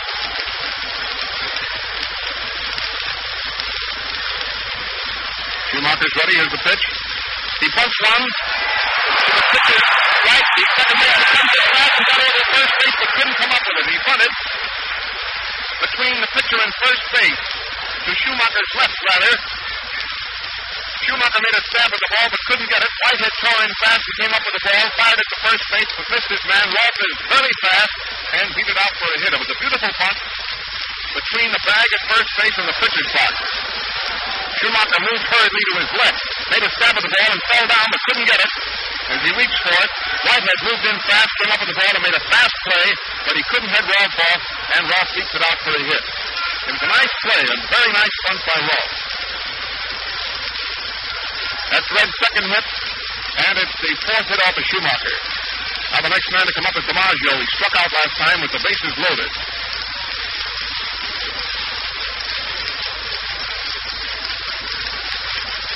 Hit for Rolf. Here's Joe DiMaggio. Bounced out to Jackson the first time. The second time he struck out. And on first base, he's getting ready. Here's the first one. Low and inside, a ball to Joe. Ball 1. The Yankees haven't tried any thievery on Mancuso as far as running the bases. The Giants have tried plenty. The tying run is on first base for the Yankees. The Giants are leading 3-2 in the last half of the fifth. The Yankees have a man on first with one gone. Rossetti struck out. Schumacher's ready out there now. Here comes the next pitch to DiMaggio. Inside, a fastball. It's too close. Ball 2. 2-0 now for Joe. Schumacher turns around, looks around the infield, the outfield. Turning around again now, facing the batter. Rolf has a short lead off the first. He's very fast. He's very dangerous. Out there on the bases. He run like a jackrabbit. Pitcher getting all set. Here it is. DiMaggio takes a strike right across his knees. Makes it 4-2 and strike one. Rolf goes back to first. People keeping an eye on him.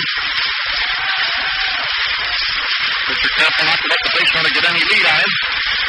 And he jumps on his delivery. Schumacher watches the man over his left shoulder, draws his arms up. Runner is edging off. Here's the pitch. It's the ball. It's low and inside, and it's 4-3 and strike one for DiMaggio. Yankee center fielder starting in the last half of the fifth inning with the Yankees trailing by 1 run. Score is 3-2 in favor of the Giants. Rolf came through with his second hit up front after 1 out. Came first base in the pitcher's box, and he beat it out. But the whole trick in a bunt like that is to get it past the pitcher. Once you do, you got a whale of a chance of beating it out, and he did. Pitch to DiMaggio is right over the plate, knee high for a called strike. Schumacher put plenty on that one and fired it right in there, and it's a count of 3-2 on Joe DiMaggio.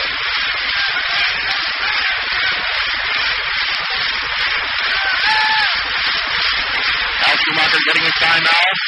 DiMaggio batting with a tying run on first base and 1 gone.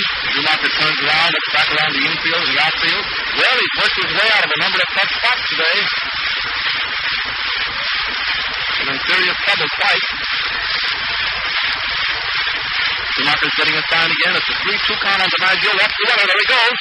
Strike 3. He's out there to third and second base. At first, he's out. A double play. DiMaggio struck out, and Rolf was out going to second base. Mancuso to Bartell, who took the throw. DiMaggio struck out on a fastball at the outside corner of the shoulder. Mancuso fired the ball to second base, and Rolf was out attempting to strike second base on a perfect throw. Mancuso to Bartell. That's the end of the fifth inning. The Giants 3 and the Yankees 2. All right, Tony. As you drive your present car, it decreases in value.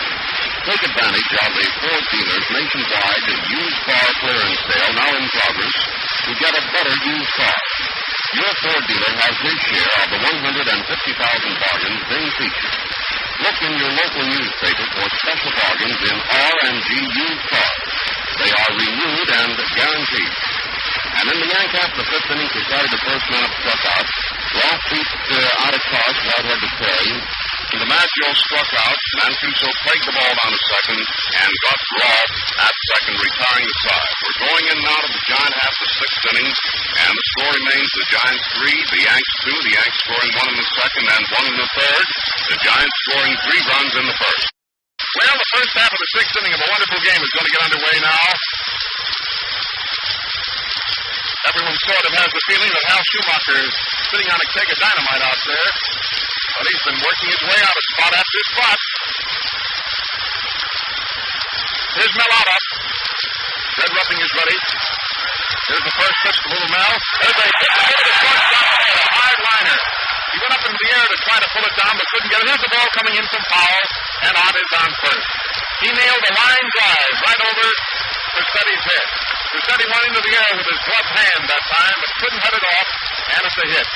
Here's Whipple up. That was Mel Ott's 5th hit of the series. Here's Jim Whipple coming up now. We have Mancuso and Whitehead coming up in order. Ott leads off with a hard hit to left center.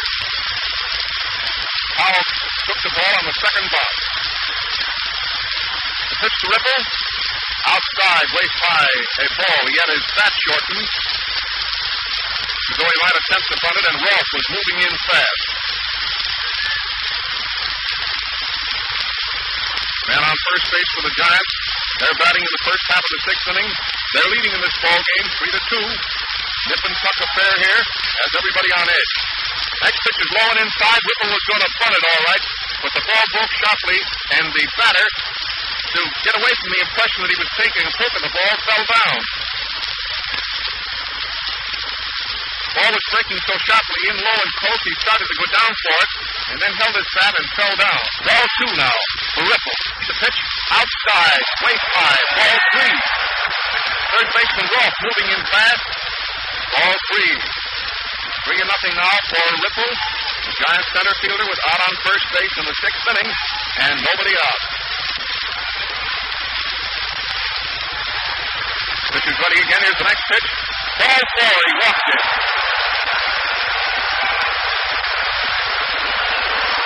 Giants have runners on second and first now. They're not going down to second. They'll step down the bag down there. Ripple was already standing on the bag at first. Here's Mancuso coming up. He's been up twice and he has 2 hits, a single and a double. And on first and a man on second, the Giants are leading 3-2.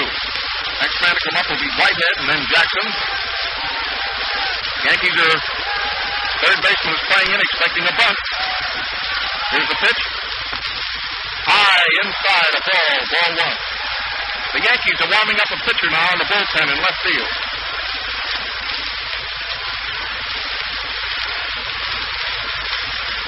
Third baseman Rolfe is playing in, expecting Mancuso to lay it down.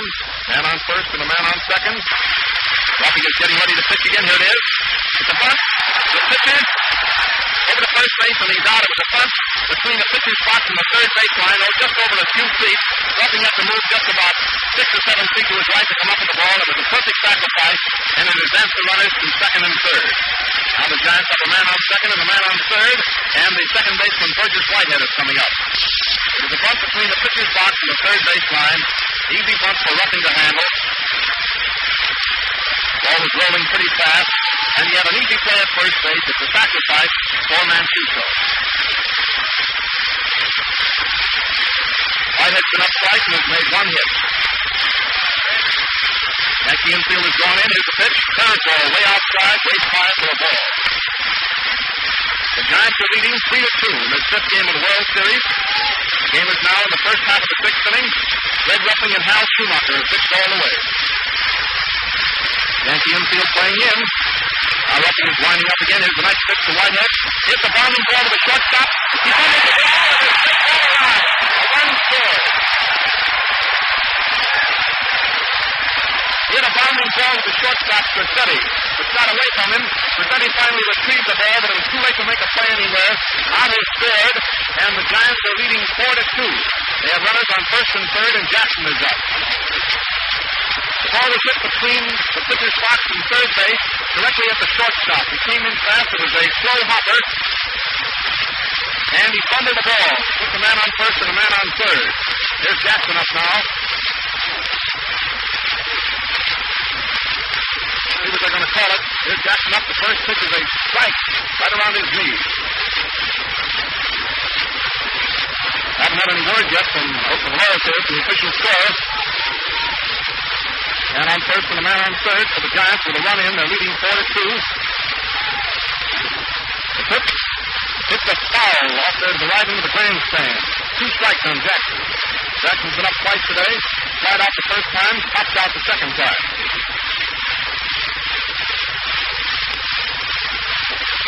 Can't get any word yet from the official score.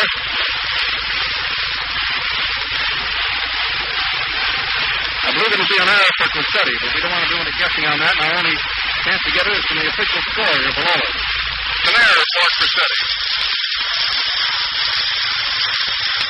Gord Melloff from third. Ripple advances to third, and the batter, Whitehead, is on first. Jackson is up with the count on him. A ball 1 and 2 strikes. The Giants are leading 4-2. The next pitch, strike 3. Struck him out again. Third ball right around his knee. Jackson's out. Man on first and a man on third with 2 gone now. Next man to come up is Hal Schumacher. Here he comes.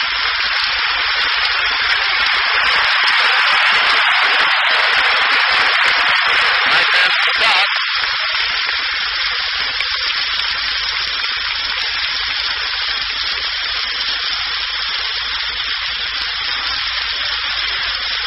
Now the Yankees go into a short huddle out there. Here's Schumacher coming up with a teammate on first and a teammate on third. 1 run in, 2 gone. First half of the 6th inning. Giants ahead 4-2.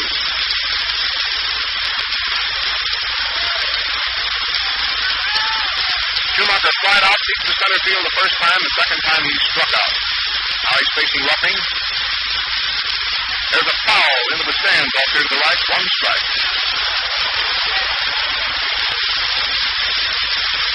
Giants at bat in the first half of the sixth.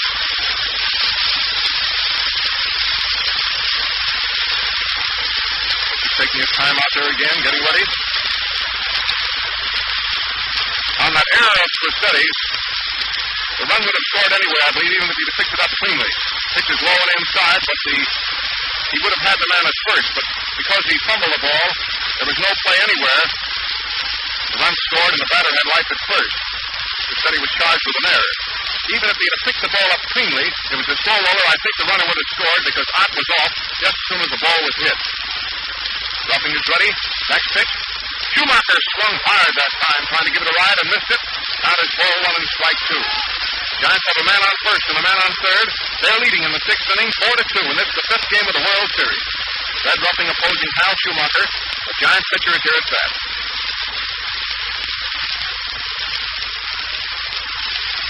Roughing is getting his sign. He's ready out there. Here it is. Inside, high. Schumacher fell down the batter's box to get out of the way of the pitch. Close to his head. Count is ball two and strike two.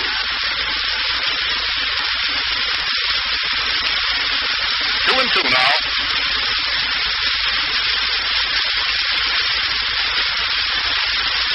Yankees talking up out there in the infield. Man on first, a man on third. Here's the next pitch to Schumacher. Strike three, struck him out. Curveball right around his knees. Schumacher swung hard and missed it. The tires aside, and two men are left down the bases.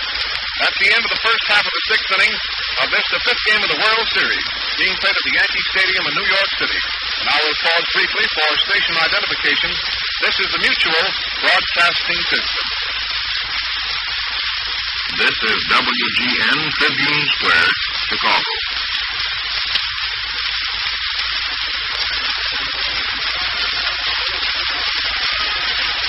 In the giant half of the sixth inning, the first man up caught, smacked one down over short for a single. Ripple walk, out automatically moved to second. Mancuso punted and was out roughing to Gehrig. Both runners advanced. Whitehead hit to Cressetti, fumbled the ball, and he was charged with an error. Ott scoring on the play. Jackson struck out. Schumacher struck out, retiring his side. We go into the last half of the sixth inning, and score stands the Giants 4 and the Yankees 2. The Giants scoring 3 in the first, 1 in the sixth. The Yanks 1 in the second, and 1 in the third. Now the first man to bat for the Yankees is Lou Gehrig. Gehrig struck out last time with the bases loaded.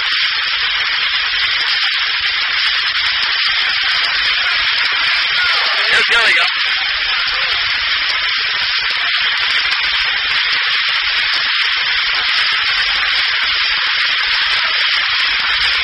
Lou Gehrig up at the plate. First pitch, right around his knees, over the outside corner. All strike on Gehrig.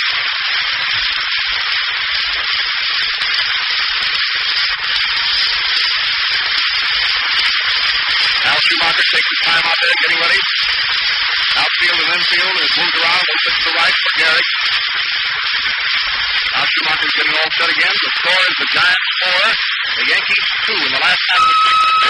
It's a bounding ball between first and second. Whitehead has to leap into the air over the first base. He's out.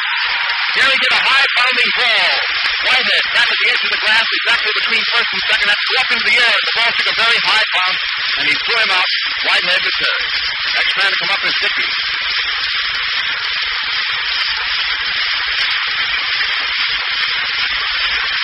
Schumacher takes the time out there, getting ready again. Nobody warming up for the Giants. The Yankees are warming up the pitcher. Pitch, low, ball 1.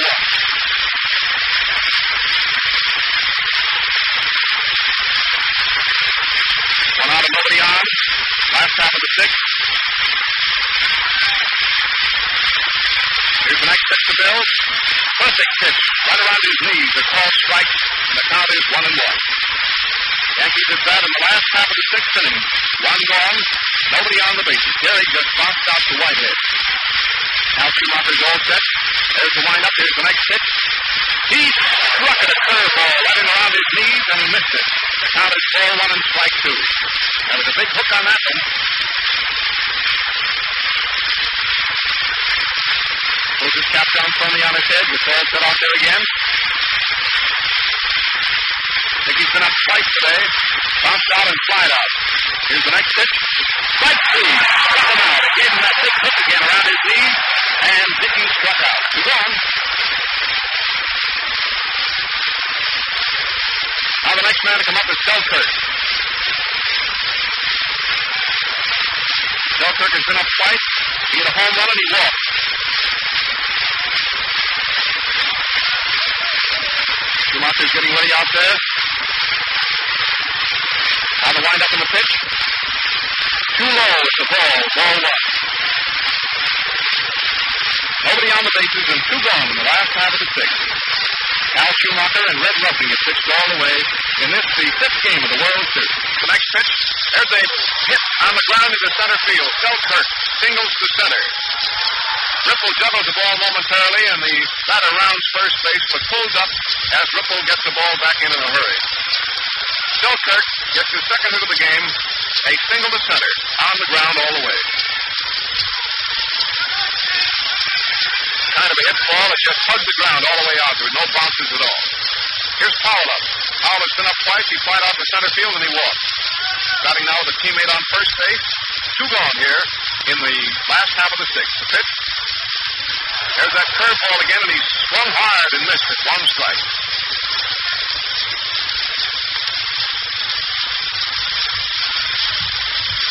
Man on first. Right-hand hitter up at the plate. Runner on first base. There's a fairly comfortable leadoff. Schumacher's all set. Here's the next pitch to Powell. Hits a roller down the third base line. Jackson comes in fast. Up with it. Going to be close. He is. Jackson made a wild throw through the ball past Perry. Here's the runner coming in. Selkirk is carrying to the plate. Powell is going to third. And he's safe at third. Jackson made a very fast throw. Threw the ball over Perry's head. Over against the railing. The ball rolled into right field. A run has scored, and the score is 4-3 now.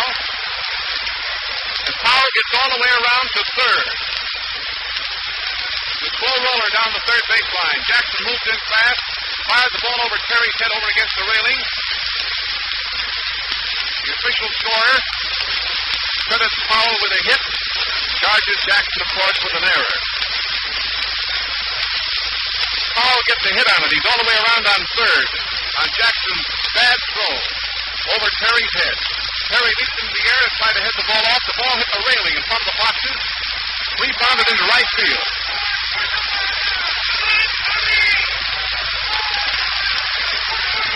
Now there's 2 outs. Flying runners on third base for the Yankees on Jackson's error. Giants are leading 4-3. Here's the Terry. He walks today and headed to a force play. Last half of the 6th inning. Schumacher's ready. Here's the pitch. There's the roller. Foul to the left of the plate. 1 strike. Giants play it around. Jackson to Bartell to Whitehead to Terry.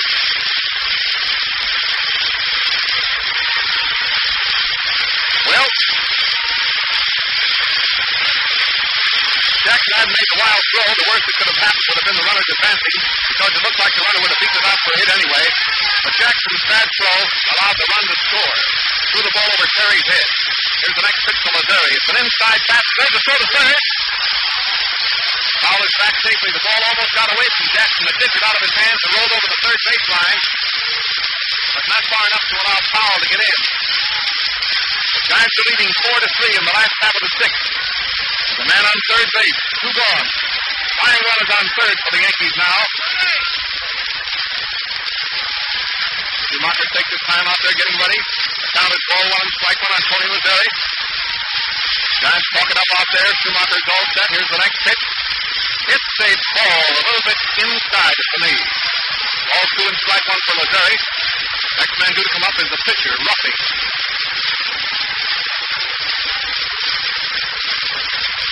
Schumacher has his glove off, rubbing the ball around in his hands. Powell has a long lead off at third base. Here's the next pitch to Lazeri. A hit to the right field on the ground. The game is tied up at 4-4. Lazeri drives the ground ball between first and second into right field, and the ball game is tied up at 4-4. Tony Lazeri came through with a sharp hit into right field. Mellott gets it back in fast. The game is tied up at 4-4. Next man to come up is the pitcher, Ruffing. Here's a pinch hitter coming up for Ruffing. Johnson is going to bat for Ruffing. A pinch hitter hitter. Johnson is going to bat for roughing.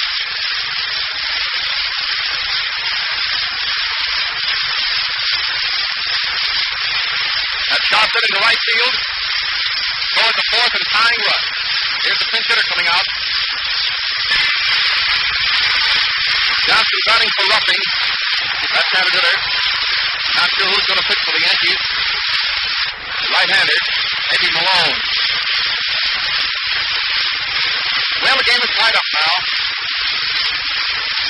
Last out of the sixth. Schumacher gets the sign. Here's a left-handed hitter up. Pitch is low and outside. A ball. Ball one.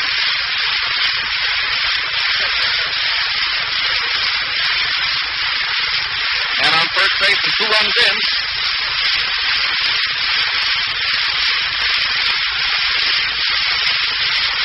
Pitcher takes his time, gets ready out there again. Now he's all set.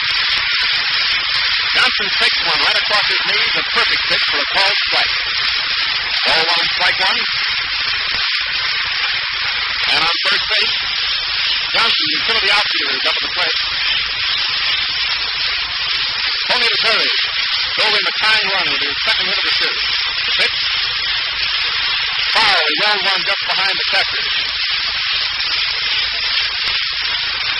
Now it's ball one and strike two. Both these runs scored, and all this action happened after 2 outs. First man rolled out, second man struck out. Selkirk singled to center. Powell beat out an infield hit on which Jackson made a very bad throw, allowing a run to score and Powell to go to third. Missouri tied it up in no time with a slashing hit into right field. That's the picture now in this 5th game of the World Series. We have a tied-up ball game. 4-4. Johnson is batting now for roughing with a man on first. The fast man, the pitch. Outside, base high, a ball. Makes it 2-2.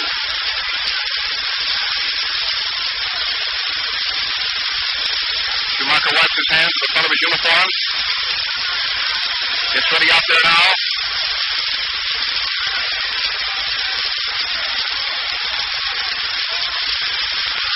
Now he's all set out there. Here comes the next pitch. Strike three. Struck him out. Schumacher put plenty of dope on that ball and struck Johnson out to retire the side. One man left down the bases. Malone is coming in to pitch. I can see him walking out of the bullpen way out there in left center field. Malone is coming in to pitch. All right, Tony. Ford's V8 economy is traditional. Ford all-around economy. Low first cost, low upkeep cost, low operating cost, and low depreciation give you more miles per dollar when you drive a Ford V8. In the yank half of the 6th inning, they tied up the ball game at 4-all. Gary, the first man up, without Whitehead to Terry. Dickey struck out. Selkirk singled out to center. Powell came up, and he hit the Jackson toss wild to Terry at first, and Selkirk scored. Powell racing on down to third. Missouri followed. He singled out to right, scoring Powell with the tying run. Johnson then batted for roughing, and he struck out. We're going in and out of the giant half of the 7th inning, and the ball game stands 4-4. And back to Bob Elson. Ladies and gentlemen, this is the 5th game of the World Series. The Yankee Stadium in New York City. Malone is now coming in to pitch for the Yankees with the score tied at 4-4. Now we'll pause briefly for station identification. This is the Mutual Broadcasting System.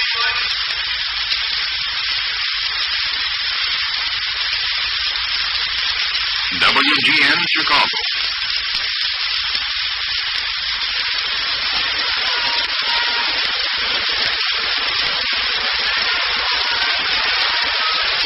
Now the game is going into the first half of the 7th inning. The leadoff man, Joe Moore, is coming up. It's anybody's ball game again.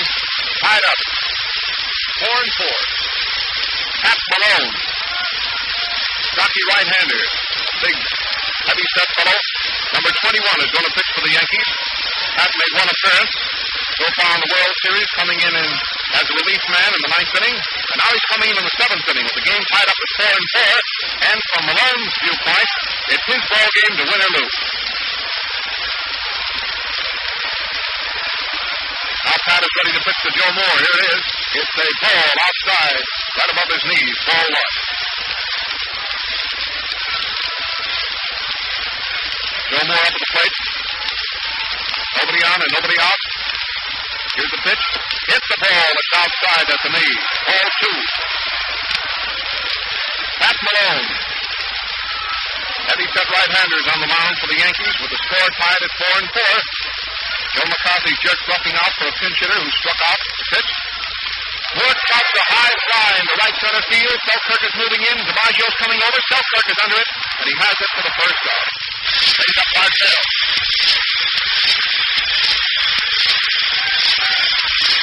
Bartell up at the plate. Right-handed hitter. One gone and nobody on at the 7th. Ball game tied up at 4-4.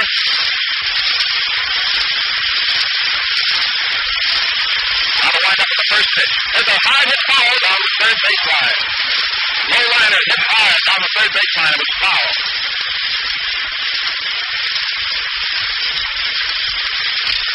Another new ball is tossed out to Malone. Pat walks around out there, taking his time, getting ready. Ross tosses it up at third. Ross, Cressetti, Lazeri, and Gehrig in the infield. Powell, DiMaggio, and Selkirk in the outfield. Here's the next pitch to Bartell. Hits a long fly ball back to the left field. Powell is backing up. He's under it. Has it for the second out. Bartell hit a long fly ball back into left field. He was caught by Powell for the second out. Next man to come up is Terry. Been up 3 times without a hit.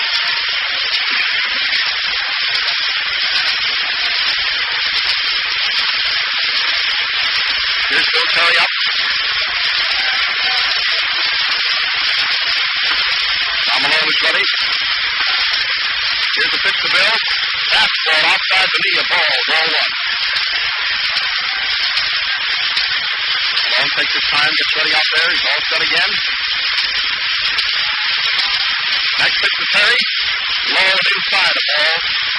Ball 2. Terry is out in the 7th inning for the Giants. With 2 out and nobody on the bases, and the score tied at 4-4. Getting all ready out there again. There's the windup. Here's the next pitch. Terry takes ball 3 outside, late side.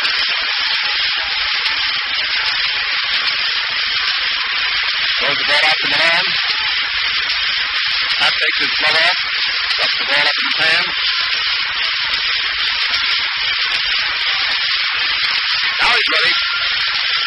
Here's the windup in the next pitch. It's a strike. Right across his knees.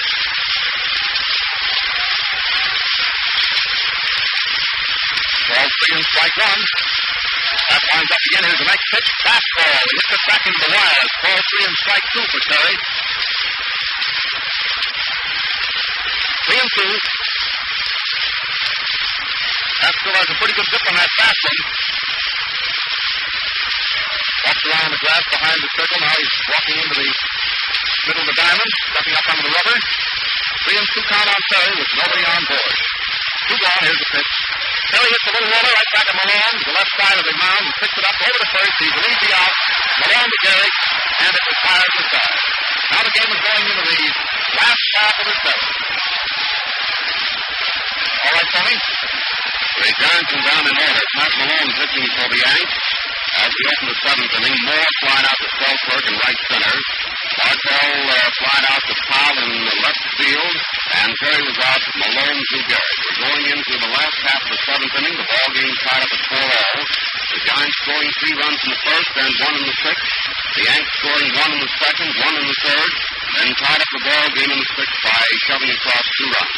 4-all going into the last half of the 7th. Now the ball game, last half of the 7th inning coming up with the outfielders getting set. Moore, Ripple, Mellock. Al Schumacher has pitched a marvelous game today for the Giants. Out there whipping over the feet of the catcher. With their tight support, he still have a lead in this ball game. First man to come up is the leadoff man, Frankie Cressetti, who's played some sparkling ball in the series. The play and all-around play, both in field and at bat, of Frankie Cressetti has been one of the highlights of the series.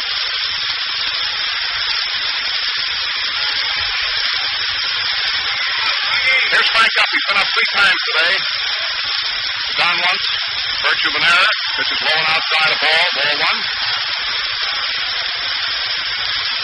Cressetti Vercetti struck out twice today. Swinging at Schumacher's slants. Now winds up again. Here's the next pitch. Fastball, waist high for a called strike. Count is 1-1. Nobody on and nobody out at the last half of the seventh. This game of the World Series is tied up at 4-4. Winding up again. Here's the next pitch. Outside at the knee, a ball. Makes it ball 2 and strike 1 for Vercetti. Schumacher goes back to the rosin bag. It's all set out there again. Steps up onto the rubber now. Vercetti is waiting for the pitch. Wind up. Here it is. Fastball. He swung from his heels that time and missed it. And the count is 2-2. Frankie really went around that time, trying to get that ball arrived, but he missed it. And it's a 2-2 count on Vercetti. Schumacher takes his time, getting ready. He's winding up again. Here's the next pitch to Frank. Strike 3. He struck him out. A big hook right in there around his knees. And Vercetti is out on strikes. One gone. Here's the third baseman, Ross. He's been a troublemaker for the Giants all during the series. Red Ross, the Yankee third baseman. Flashy fielder and a good hitter. He's had 2 hits today. First pitch to Ross is right down the middle, knee high for a called strike. Ross has a total of 7 hits in the series. 5 previous to today's game and 2 today. Schumacher's ready again. He's winding up. Here's the next pitch to Ross. It's a strike right down the middle that time with a hook on it. He threw him a fastball the first time. He threw him a curve the second time. And it's 2 strikes on Ross. Schumacher rubs the ball in his hands. Gets ready out there again. There's the windup, and here's the next pitch. He struck it out. Big ball. A big hook right around his knee. Ross is out on strikes. 2 balls.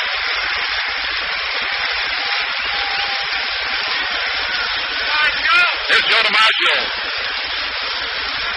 Joe struck out twice today. Bounced out to Jackson the other time. DiMaggio's up at the plate. Batting right-handed with 2 out and nobody on the base. Schumacher's ready to pitch. He hits the liner over the shortstop head at the safe hit. Out of the left center field. Left fielder comes up with it back into the infield. He's on his way to second, and he slides, and he's safe at second. It's a 2-bagger for DiMaggio. A liner over the shortstop's head. Bartel leaped into the air to try to head it off, but couldn't. Left fielder Moore picked up the ball off the ground out there in left center field and fired it in, but DiMaggio was in at second base by a comfortable margin, and it's a 2-base hit. Now there's a man out second with Lou Gehrig up.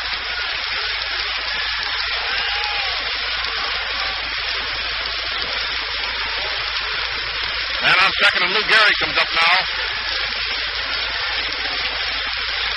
DiMaggio on second base. Lou Gehrig is up with 2 outs. Schumacher gets ready. Draws his arms up in front of him. They're going to pitch to him. Here it is. First pitch is a little bit too low for a ball to Gehrig. And on second base with 2 gone here in the last half of the 7th. Lou Gehrig is up. Been up 3 times, and he's made 1 hit. Here's the next pitch. Strike. Schumacher caught the corner that time. The outside corner at Gehrig's knees, and the count is ball 1 and strike 1. Ball game is tied up at 4-4. Last half of the 7th inning of the 5th game of the World Series. Al Schumacher is ready again. Here's the next pitch. Slow ball outside above the knee. Makes it ball 2 and strike 1. Schumacher pulls his pitching hand up to his mouth. Seemingly is blowing on his hand out there. Now he goes back, touches the rosin bag, puts his hand up to his mouth again. Now he has his glove off, and he's drumming the ball around in his hand. Al has been many a spot out here today, and he showed plenty of heart. Getting all set again. He's ready. Here's the pitch. Fastball. He caught the corner on Gehrig again with a strike, and the count is 2-2. Fastball over the outside corner, knee high. It's 2-2 on Gehrig. Gehrig turned around to talk to the umpire and to register a mild walk. Joe DiMaggio is on second base. The ball game is tied up at 4-4. It's the last half of the 7th. Al Schumacher's getting his sign again. Arms up over his head, drops him down. He's ready.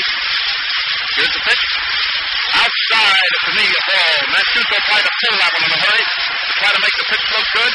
But he couldn't fool the umpire, and it's count of ball 3 and strike 2. And now Gus walks out between the plate and the pitcher's mound to talk to Schumacher.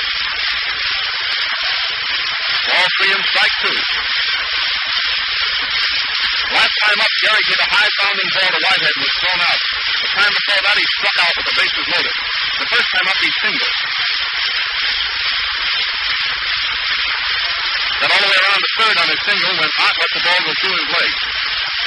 Now it's a 3-2 count on the batter. DiMaggio taking the long lead off of second base. It's the last half of the 7th. Here's the pitch. Inside. Ball 4. He walked him.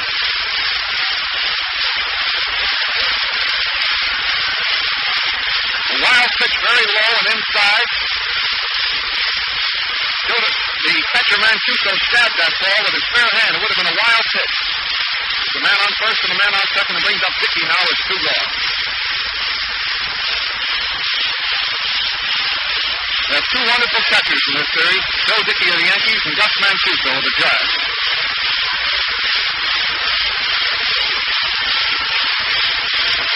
He gets the walk. 2 men on.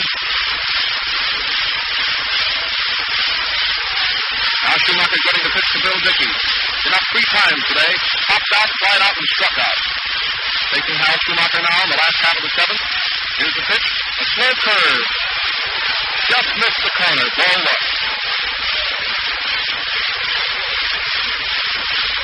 Ball 1, just outside the knee. Schumacher looks back around the infield again. Takes a look at the scoreboard. DiMaggio's on second. Gehrig is on first. There's 2 gone in the last half of the 7th inning of this 5th game of the World Series. It's a tense moment here in New York. The pitch, fastball below his waist. Just between his waist and his knees. A fastball over the outside corner. And Bill watched it sail by. And umpire Thurman shoots his right fist up into the air. And it's a called strike. 1-1 on Bill Dickey now. Yankees great center fielder edging off at second base. Joe DiMaggio. Score is tied at 4 and 4. Now Schumacher getting ready again. Here's the pitch. He pitched like a big hook that time around his knees. And the count is ball 1 and strike 2. Now Schumacher pitched a fast one in there that time with a big break on it. Right in there on Dickey's knees over the outside corner. And the count is ball 1 and strike 2. 2 men on. 2 out. Ball 1 and strike 2 on the batter. Now Schumacher gets ready again. Here's the next pitch. It's a high foul. Back behind the plate. Mancuso's coming back.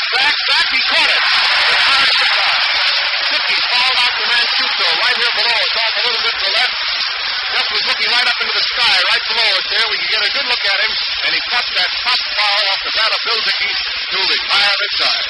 That's the end of the 7th inning, and I guess, Tony, we're seeing some ball game here today, aren't we? Certainly are, Bob. Now, if you'd like proof of why the Lincoln Zephyr is tomorrow's car today in performance, appearance, and comfort, ask any Lincoln Zephyr dealer to let you drive one. He'll be glad to. And now in the Yank half of that 7th inning, Piscatty, the first man up, struck out. Rolfe struck out. And Joe DiMaggio made his appearance up the plate, and he smacked the double down over short. Lou Gehrig followed, and he was walked. And then Dickey fouled out to Mancuso. The ball game is tied up at 4-all. We're going into the Giant half of the 8th inning. The Giants this afternoon scored 3 runs in the first and 1 in the 6th. The Yankees scoring 1 in the second, 1 in the third, and then tied up the ball game at 4-all in their half of the 6th inning when they shoved across 2 runs. Going into the Giant half of the 8th, and here's Bob Elton. Thank you, Tony. That was Tony Wakeman of W.L. Washington, my associate on the broadcast. We're going into the first half of the 8th inning. First man to come up for New York, Little Mel Ott. Ott drove a short hit into left field last time. Well, I want to tell you, if you haven't gathered it for yourself, that this is some ball game. Everybody in the Yankee Stadium is seated on the edge of their chairs. Here's Malone. First pitch is low outside, a ball to Mel Ott. Malone pitching. Yankees have used 2 pitches today, Ruffing and Malone. Next pitch, fastball low outside to Mel Ott. Ball 2. Pancho Snyder, the Giant coach at third, leaps into the air, waving his arms around to try to nettle Malone. That pitch last inning and retired the side in order, moved by Kellen Terry. Here's the next pitch. Ott hits a high fly in the center field. DiMaggio is moving over toward left center. He's under it. has it for the first out. Mel out slides to DiMaggio in left center field. Here's Ripple.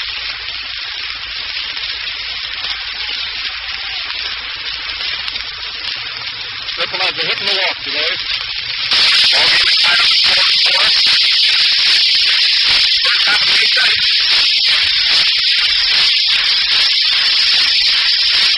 Almost getting it time. Wind up the pitch.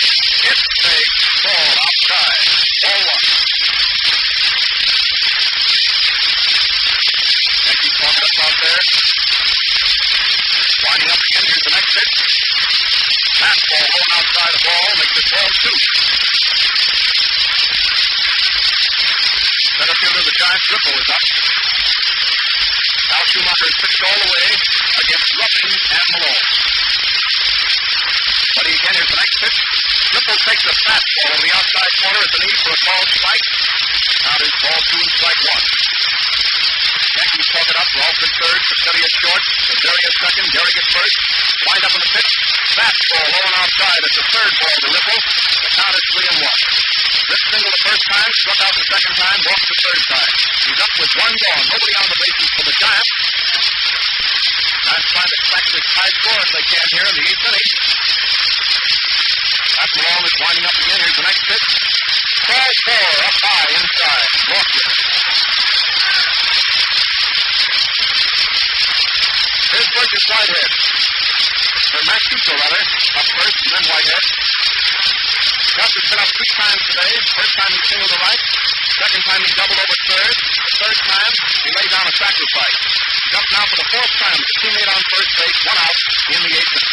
Malone is ready to pitch. It's a high foul down the first base line. Second baseman's going for it. He may get through it. He's over, and he trips. He couldn't get it. Lazeri ran right to the railings with that ball, but couldn't quite reach it. It dropped between Lazeri and the railings, and he's just about a foot away from it. He made a very nice try at the ball. One strike on Mancuso. Lazeri was running full speed over the first base foul line, about 35 or 40 feet back at first over toward the railing, with his gloved hand outstretched, but couldn't quite get to it. Now Malone is ready to pitch again to Gus. Going outside, a ball. Ball one, strike one. Now takes a look at the base runner on first base. Center fielder Ripple will walk. The fast man.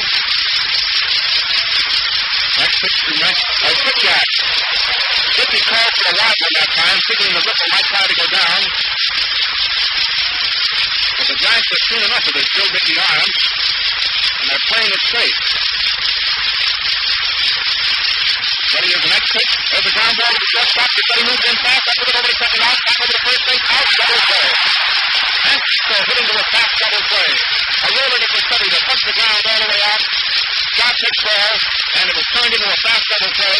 Pacelli to Lazeri to Gehrig, and it retires the side. In the ground off the 8th inning, Mel off the first man up, slide out to Joe DiMaggio in left center. Ripple walk, and Mancuso hit into a double play, retiring the side. Going into the last half of the 8th inning, the ball game still tied up at 4 hours. Giants scoring 3 in the first, 1 in the 6th. The Yanks scoring 1 in the second, 1 in the third, and 2 runs in the 6th. Miles past the 8th, and here's Bob up. Well, the New York Giants are on the field. Yankees are coming up. First man to bat will be Selkirk. He's got a perfect day at the plate. A home run, a walk, and a single. Giants getting all set. Mel out in right field. Ripple in center field. Wilmore in left field. Bill Terry at first. Burgess Whitehead second. Big Shot fell short. Travis Jackson third. Schumacher pitching, and Gus Mancuso catching. The only player on the team out on the field in the sun is the left fielder Moore. Center fielder Ripple is in the shade. Right fielder is in the shade. Been in the shade all afternoon, and the infield is entirely submerged with shade. Sun is just out of the spot in left field. Here's Selkirk up. George has number 3 in the back of his uniform. Black cap, black stockings. Now he's up there facing Schumacher. First pitch. Fastball over the inside corner, knee high for a called strike on Selkirk. The score is tied at 4-4. Here's the windup in the next pitch. There's a high infield fly. Right in front of the plate, a little bit down the first base line. Mancuso's under it and caught it 20 feet down the first base line, 5 feet inside the line. A high pop fly in third territory is caught by Mancuso, retiring Selkirk for the first out. One gone.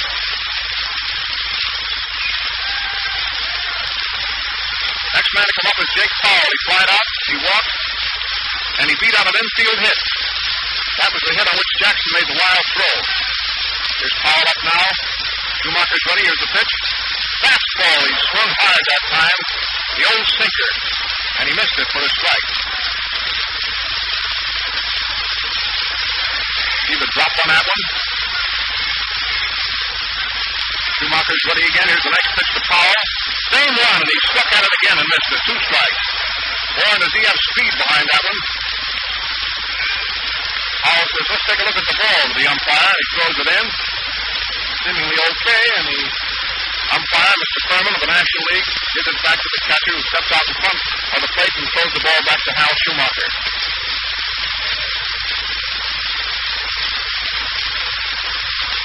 2 strikes on Powell, 1 out and nobody on the bases in the last half of the 8th. Strike 3, struck him out. He threw a curveball at him that time. Right above his knees over the outside corner. Powell swung and missed, striking out. 2 on, here's Lazuri. Tony walked the first time, hit into a force play the second time. The third time, he drove a hit into right field on the ground that scored the tying run of the game. Larry batting, 2 out and nobody on the base. Here's the pitch. Fastball low inside, a ball to Lazuri.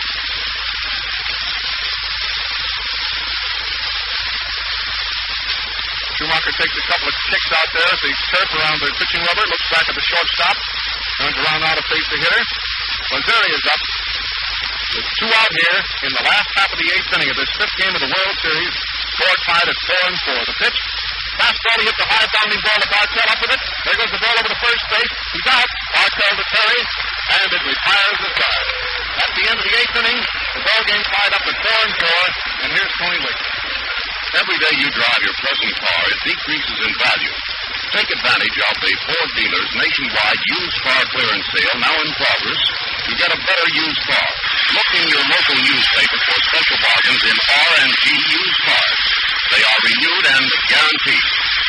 In the yank after the 8th inning, Selkirk, the first man up, flied out to, or rather sent up the high one in front of the plate. It was taken by Mancuso. Then Powell struck out. Lazari was out. Bartell to Terry, retiring the side. We're going in now to the giant half of the 9th inning. The ball game is still tied up at 4. Now the Yankees are out there on the field. Big fish Pat Malone is looking over a few of the catchers. First man to bat will be the second baseman, Burgess Whitehead. There he is up at the plate. It's the 9th inning of the 5th game of the World Series. Ball game is tied up at 4-4. Now Malone is ready to pitch to Whitehead. He busts one foul off there to the right, a pop-up. Didn't go high enough into the air to allow anybody to get under it. In fact, he followed it so hard and went right over near the giant dugout. There's Pat Buddy Fitzsimmons. Seated down there in the giant dugout, simply watching play. Buddy came up with a beautiful pitch ball game in this World Series, but lost it. 2-1. Malone is ready as the next pitch to Whitehead. There's a long fly ball back into right field. The right fielder Selkirk is under it, and he has the ball for the first out. Whitehead hit a long fly to Selkirk for the first out. Brings up Jackson.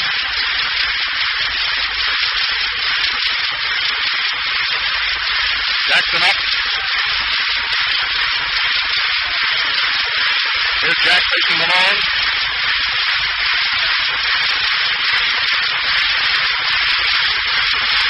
That's winding up. Here's the pitch. There's a high foul up into the upper tier of the box seats down the first base line. 1 strike on Travis Jackson. 1 out. Nobody on the bases in the first half of the 9th inning. Ball game tied up at 4-4.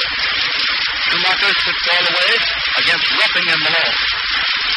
Here's the windup in the next pitch. Jackson bunts one right out in front of the plate. Malone picks it up, gets it over to first base. He's out. Malone to Gary. Jackson bunted and was thrown out on a fast play. Malone to Gehrig. He bunted to the left of the plate. Almost out to the pitcher's box. Malone moved to his right, picked it up, and threw him out. Here's Hal Schumacher getting a small hand, and the lad certainly deserves it. He pitched a wonderful game out here today.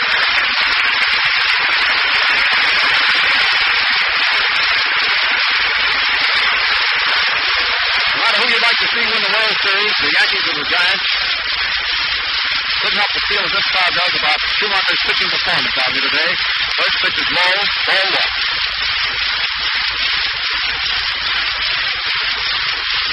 Pat Malone, right-hander on the mound. Here's the next pitch. There's a high foul up into the stands, off here to the left. Ball one and strike one on Schumacher. Four tied at 4-4.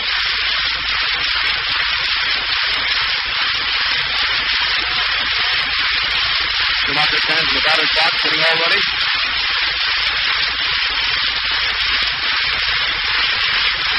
All set, here comes the next pitch.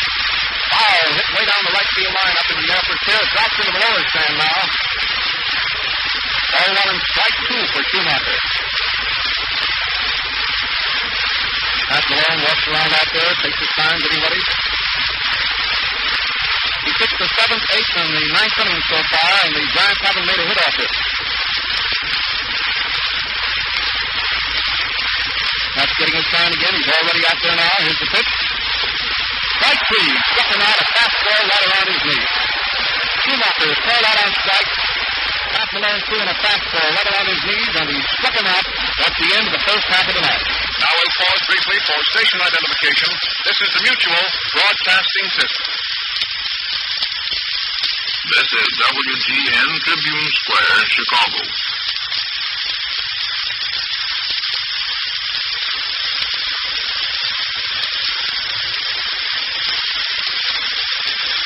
The Giants went down 1-2-3 in their half of the 9th inning. Whitehead flied out to Selkirk.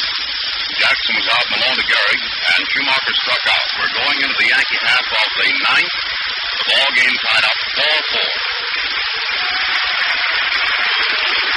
First man to bat now for the Yankees in the 9th inning is Pat Malone. Here he comes out. He's greeted with a mixed chorus of boos and applause.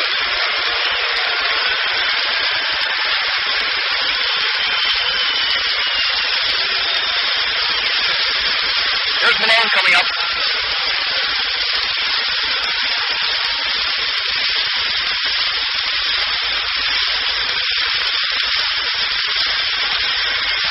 Here's Malone up.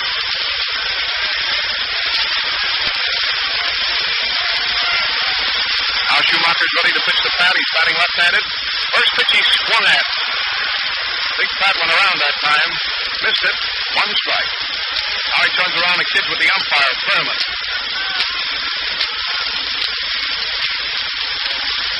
Schumacher's ready again. Here's the next pitch. He flies the hit to the left field. Pat Malone slaps the hit over the third baseman's head into left field. Malone singles to left field. A sharp hit to the third baseman's left. A liner over his head. The man on first base for the Yankees and brings up the shortstop, Frankie Crosetti.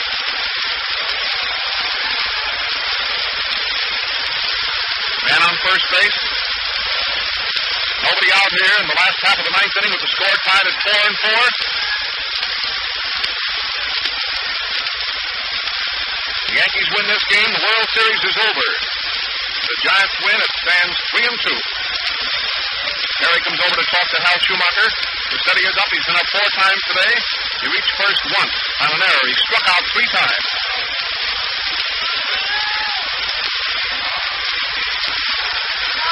Now Schumacher's ready to pitch. First pitch is high and outside. A ball 1. Malone singles sharply to left field. It starts the last half of the 9th for the Yankees. Game tied up at 4-4. Schumacher's getting set out there again. Here's the next pitch. He bunts one down the first base line. Terry picks it up, gets it back to second. It's out. Terry to Bartell. Crosetti bunted down the first base line. Terry moved in fast, picked up the ball 10 feet inside the first base line, midway between first base and the plate, and forced Malone at second base. Terry to Bartell. Crosetti, of course, is safe at first. Here's Rolfe.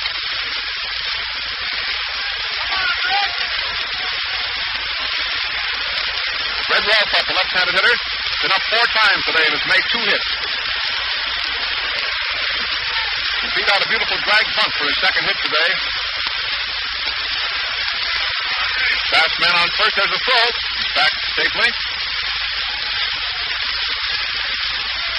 Frankie Cressetti's attempted sacrifice was turned into a force play, forcing Big Pat Malone at second.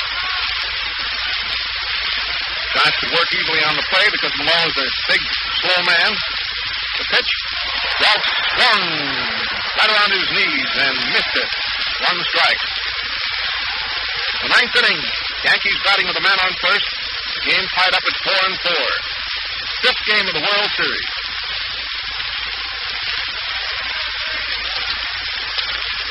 Schumacher touches the rosin bag. Steps back onto the pitching rubber again. Gets all set. There's a ground ball between first and second. Whitehead is up with him over to second out. Back over to first. Base. No double play. Whitehead to Bartell to Terry. It's out at second. Ground ball hit sharply between first and second. Whitehead smothered it. Good to Bartell. Forcing Cressetti at second base. Bartell fired it back to Terry to try to get his man. A fast man, but Ross is too fast, and they couldn't double him up. So Ross is on first, and the center fielder Joe DiMaggio is up.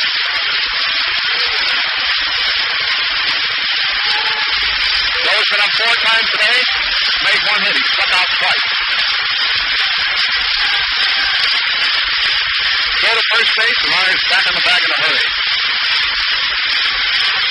Terry throws the ball back to Schumacher, blowing on his pitching hand out there. The air is kind of cool now and crisp here in the Yankee Stadium. There's a throw to first base. Maybe the fans put their top coats back on. And on first base, and DiMaggio is up. Last half of the 9th inning. Schumacher bearing down. Here's the pitch. Fastball in a little bit too close. At the waist. Ball 1 on DiMaggio. Mancuso says something to the pitcher and then throws him the ball. Tied up at 4-4. The Yankees led off with a hit. Malone singled. But there's 2 out now and a man on first. Ross is on first base. Schumacher's getting his sign again. Next pitch is low and inside. A ball to Joe. Makes it ball 2. Joe DiMaggio is up. Joe steps out of the batter's box now and drives his hands carefully. Now he's getting up in there again. DiMaggio rolled out the first time up to Jackson. The second time he struck out. The third time he struck out. The 4th time, he lined a 2-bagger over Bartell's head. Schumacher's ready. Here comes the next pitch. He's thrown and foul, tipped the ball. Popped out of Gus Mancuso's hands and rolls off there to the right. Ball 2 and strike 1 on Joe DiMaggio. Yankees great center fielders. Next moment here in the Yankee Stadium in New York City. Ball game is in the last half of the 9th inning. It's the 5th game of the World Series. With the Yankees needing only 1. Needing this game to win. Giants needing this game and 2 more. Here's the next pitch. DiMaggio takes a fastball in a little bit too close at the knee. It's ball 3, and the count is now 3-1. 3-1 for Joe DiMaggio. Steps out of the batter's box now. Looks over at the dugout. See whether the looks down the third baseline for coach. Can't tell whether the take sign is on or whether it's a sign is to hit the first good one. Well, we'll know right away. Now Schumacher's getting everybody out there. Runner on first base has a short lead. Pitch is low, he walks in. Low and inside. DiMaggio gets the base on ball. There's Lou Gehrig coming up.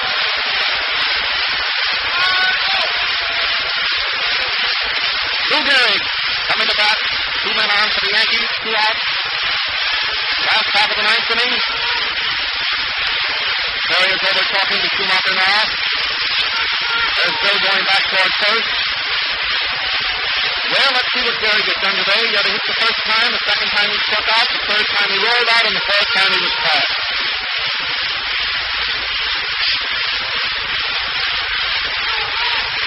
Here's Gehrig up. Ball game is tied up at 4-4.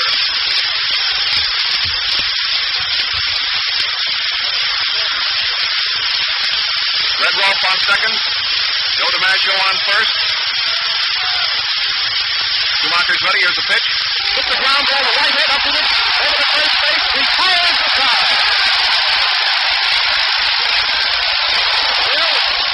Here's to the ground ball between first and second. Whitehead came up with a threw it over to Terry, and it retired the side. And now, Tony, will you please take it while I get my nerves back in shape?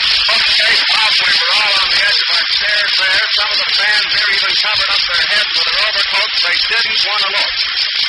Ford V8 economy is traditional Ford all-around economy. Low first cost, low upkeep cost, low operating cost, and low depreciation give you more miles per dollar when you drive a Ford V8. And here's what happened in that ninth inning for the Yankees. Malone, the first man up, knocked one out to left. It was good for a single. Cincinnati hit down the first baseline. Terry tossed to Bartell at second, and Malone was fourth at second. Rolfe hit to Whitehead. He tossed over to Bartell at second, and Cincinnati was fourth. Joe DiMaggio walked. Up came Lou Gehrig. He smacked one down to Whitehead, who shoveled up the ball, tossed it over to manager Bill Terry at first, with a foot out, and retiring the side. And what a ball game it is! It's tied up now at 4-all, and we're going into the giant half of the 10th inning. This afternoon, the Giants scored 3 runs in the first, 1 run in the sixth, and the Yanks scored 1 in the second, 1 in the third, and 2 runs in the sixth. We're going in now to the giant half of the 10th inning, and it's tied up at 4-all.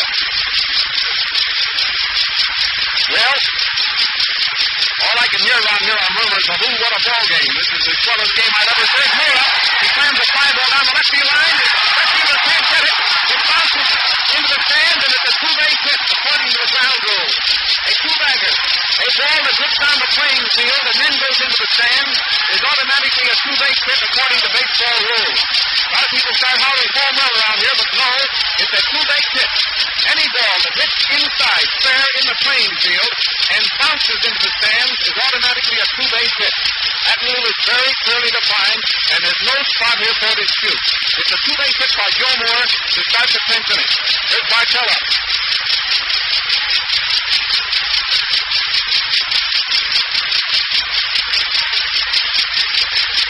In the excitement here, Tony Wakeman just spilled a cup of coffee on my lap. And it was cold coffee, and it's pretty cold here in the Polo Ground, or in the stadium. Now there's a man on second base. Here's the pitch to Bartell, a run down the third base line. Rolfe is in fast over to first base. He's out. On a fast play, Rolfe to Missouri. Joe Moore is on third now. The next man to come up is the manager, Bill Terry.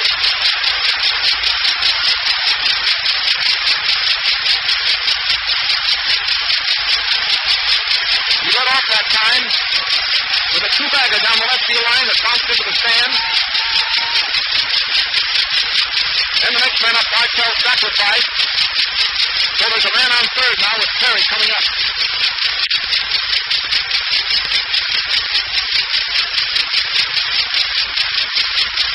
Man on third now in the 10th inning. Now the Yankee infield is drawn in close. Pat Malone is out there on the mound for the Yankees. Rolfe, Missouri. Cincinnati and Gehrig drawn in. Here's the pitch now to Terry. Hits a foul high up into the stands off there to the left. All eyes are turned up. Watch the course of the ball.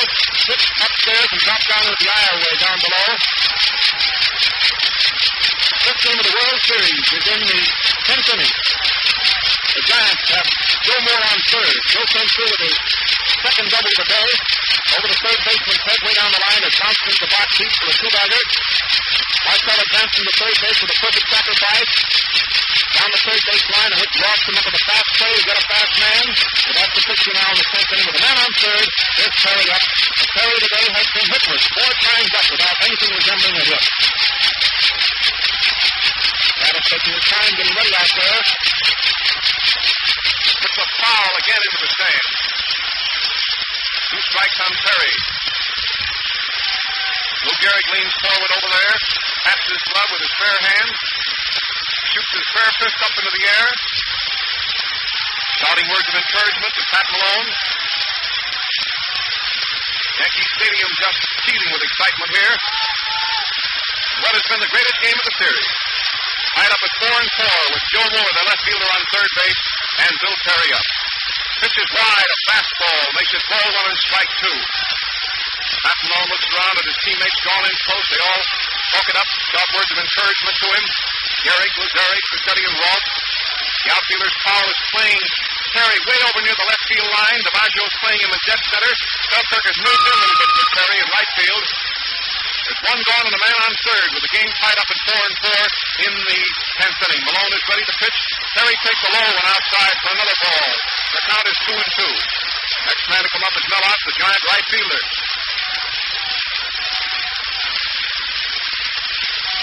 Roth is shouting over there.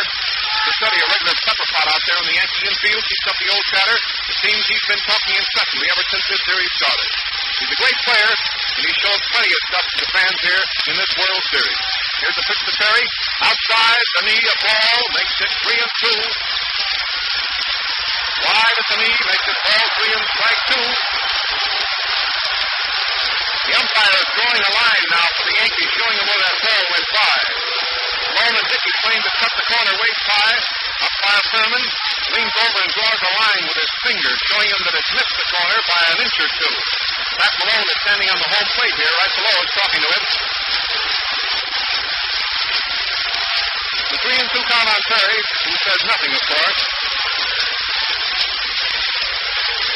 But listens to the argument with an attentive ear.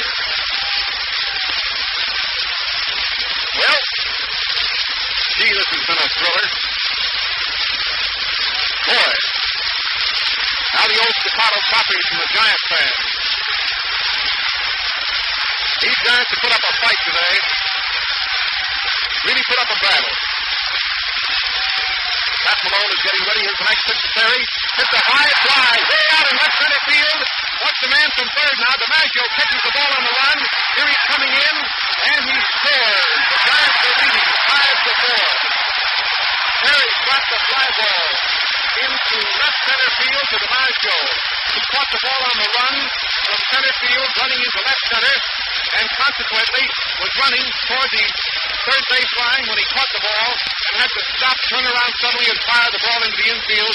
But to get a fast man like Joe Moore, especially when you're off balance and on the line to throw the ball, is impossible. Moore scores easily, and the Giants are ahead 5-4. Now there's 2 outs. Here's Salata.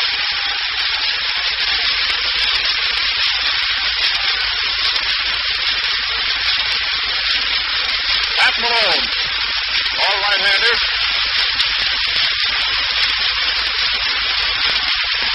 Hails from out of Youngstown, Ohio, is on the mound. Heavy-set fellow. Well, the 10th inning of a whale of a ball game here. Here comes the next pitch. Fastball to Little Mel. Low and outside. A ball 1. Pat Malone takes his time out there again, getting ready. Giants have scored here on a hit, a sacrifice, and a long fly. Hot steps away from the pitches right over the plate. Ball strike. The count is 1-1. Ball 1 and strike 1. That hit of Joe Moore's is the only hit that the Giants have made off of Malone in 4 innings. Pat is winding up again. Here's the next pitch. Over the plate, he hits a high top fly. Third baseman Ralph is coming down toward the plate. Under it, has the ball 15 feet inside the third base line, exactly midway between the plate and third base, and it retires the side. Giants go into the lead in the first half of the 10th inning by a score of 5-4. And now there'll be a brief pause for station identification. This is the 5th game of the World Series. There's now an extra innings in the first half of the 10th. This is the Mutual Broadcasting System. This is WGN Tribune Square, Chicago.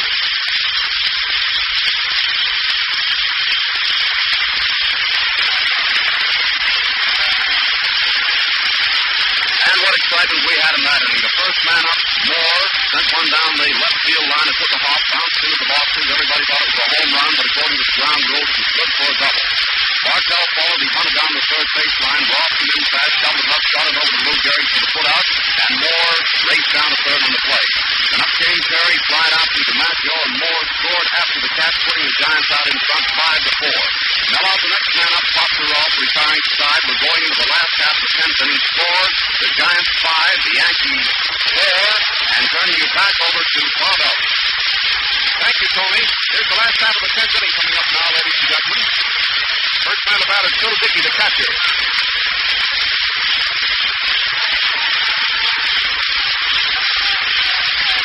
My nerves are afraid to a frazzle here today. In this fifth game of the World Series, this game and the Fitzsimmons game have really been tortures. The other games, of course, like the Giants game in the first game, and the other games were all one-sided. Here's the first pitch to Bill Dickey. It's over the plate and hits the ground ball to Perry. Perry knocks it down, picks it up, it's over the first. He's safe at first. He beat it out for a hit. Safe at first. Hit a ground ball to Perry. Well back of the flag. Perry knocked the ball down and couldn't find it. Recovered the ball and got it to the pitcher Schumacher, who covered first base, and it's a hit. The official scorer gives Dickey a hit. Last half of the 10th inning. Bill Dickey drove one down the first base line, a high bounding ball, hit very hard. Perry slapped the ball down to his right a couple of feet. Couldn't find the ball. Looked to his left first. Finally, they hollered at him. He picked it up and threw the ball to Schumacher, who came over fast, but he missed the man, and the official scorer credit Dickey with a hit. Here's Selkirk up. Giants are ahead 5-4. Last half of the 10th. Pitch. He swung all the way around that time, trying to get it a ride, and he missed it. Well, it's plenty dangerous up there. Outfielders moved around to the right for him. Schumacher takes his time and getting all ready out there again. Here's the next pitch. Hits a high foul right behind the plate. Schumacher is backing up. Here he is looking right up into the sky, and he has it for the first out. He caught the ball to the left of the plate and about 25 feet from the plate. Just to the left, that is right in line with the first base line. Moving about 25 feet to the left of the plate, right in line with first base, about 25 feet away. It's an easy high pop foul for Mancuso, and there's one gone. Down on first base, and Powell is up.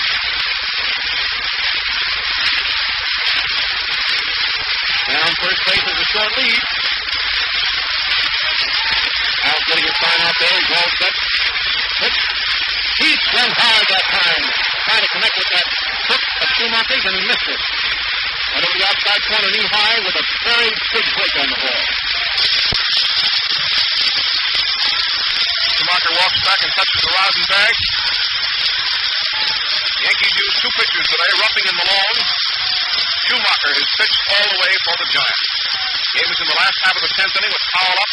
Next pitch, low outside, a ball. Mancuso cocks his arm, ready to fire the ball to first base, but the runner moves back to the bag in a hurry. Schumacher's getting his sign out there again.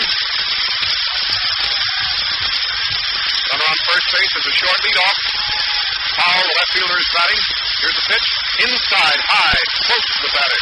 Makes it 2 and strike one for Jake.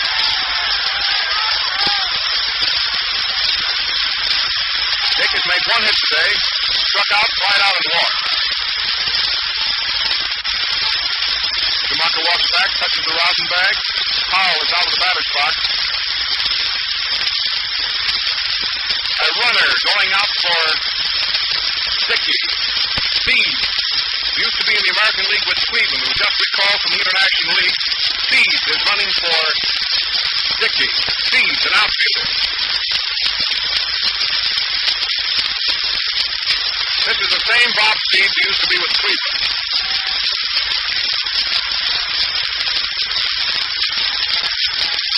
Out of ball 2 and strike one. The pitch, he hits a high fly into left field. Left fielder is coming in over near the line. He's under it. Has it for the second out.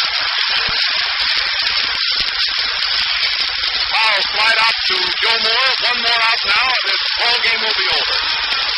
Here's Lazare coming up.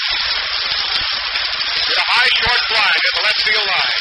Moore moved over fast and in fast. He caught the ball, standing under it. Easy catch for the second out. Giants are leading 5-4 in the last half of the 10th inning. Now Schumacher has withstood the barrage of these Yankee guns here today in the Yankee Stadium. Come up with a marvelous pitching performance. Ruffing also pitched a fine, creditable game. And on first base, here's the pitch. Right over the plate. Of course, from the Giants' viewpoint, when the Giants pitcher stops the Yankees, he stops more. The way these Yankees have been hitting and slugging that ball, the Giants haven't been hitting. Top speeds on first base. Running for Dickey. Schumacher's getting his sign out there again. Lazaria's up. There's two going here in the last half of the 10th. Here comes the next pitch. There's the runner going down to second base. He's out at second base, and the game is over. The pitch was a ball. The runner going down to second base was out. The game is over, and the Giants defeated the Yankees by a score of 5-4. Now I'm going to have Tony listen to the official score on that play. The pitch was outside, knee-high. The batter did not swing. There were two strikes on Lazari. He did not swing. And I'm sure that it was a ball. The runner going down was out at second base and was thrown from Mancuso to Whitehead. And that out at second base was the out that retired the side and ended the fifth game of the World Series.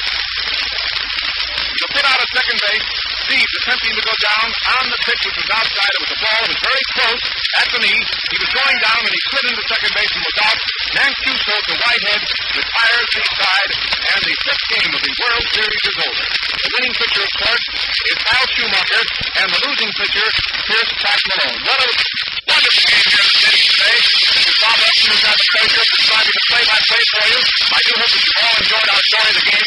Now here's my associate, Tony Wakeman of Station WOL in Washington, and I think Tony will agree with me that we've seen some battle here today. Well, Bob, we certainly have. It was a grand ball game. The Giants started out by scoring 3 runs in the first inning. The Yankees came back, scored 1 in the second and 1 in the third. Then the Giants got out in front by a 4-2 count in the sixth inning, and the Yankees tied up the ball game in their half of the sixth by shoving across 2 runs. And it was nip and tuck going into the 10th inning. The Giants put across 1 run, and of course the Yankees failed to score in their half of the 10th inning, and the ball game ended up the New York Giants 5 runs, 8 hits and 3 errors. The Yankees 4 runs, 10 hits and 1 error. I'll repeat that for you. The Giants 5 runs, 8 hits and 3 errors. The Yankees 4 runs, 10 hits and 1 error. And another World Series game goes into the record book. The Ford Motor Company and the Ford and Lincoln Zephyr dealers of America have brought you these play-by-play descriptions of the 1936 World Series game. The play-by-play announcer this afternoon, Bob Elton of WGN Chicago, and the color was given by mutual state commentator Gabriel Heater of WOR News. Tomorrow afternoon at 1:15, the Ford and Lincoln Zephyr dealers of America will broadcast the 6th game of the 1936 World Series. We hope that you'll be with us then. And in the meantime, watch the bullets go by. Tony Wakeman speaking. This is the Mutual Broadcasting System. This is WGN.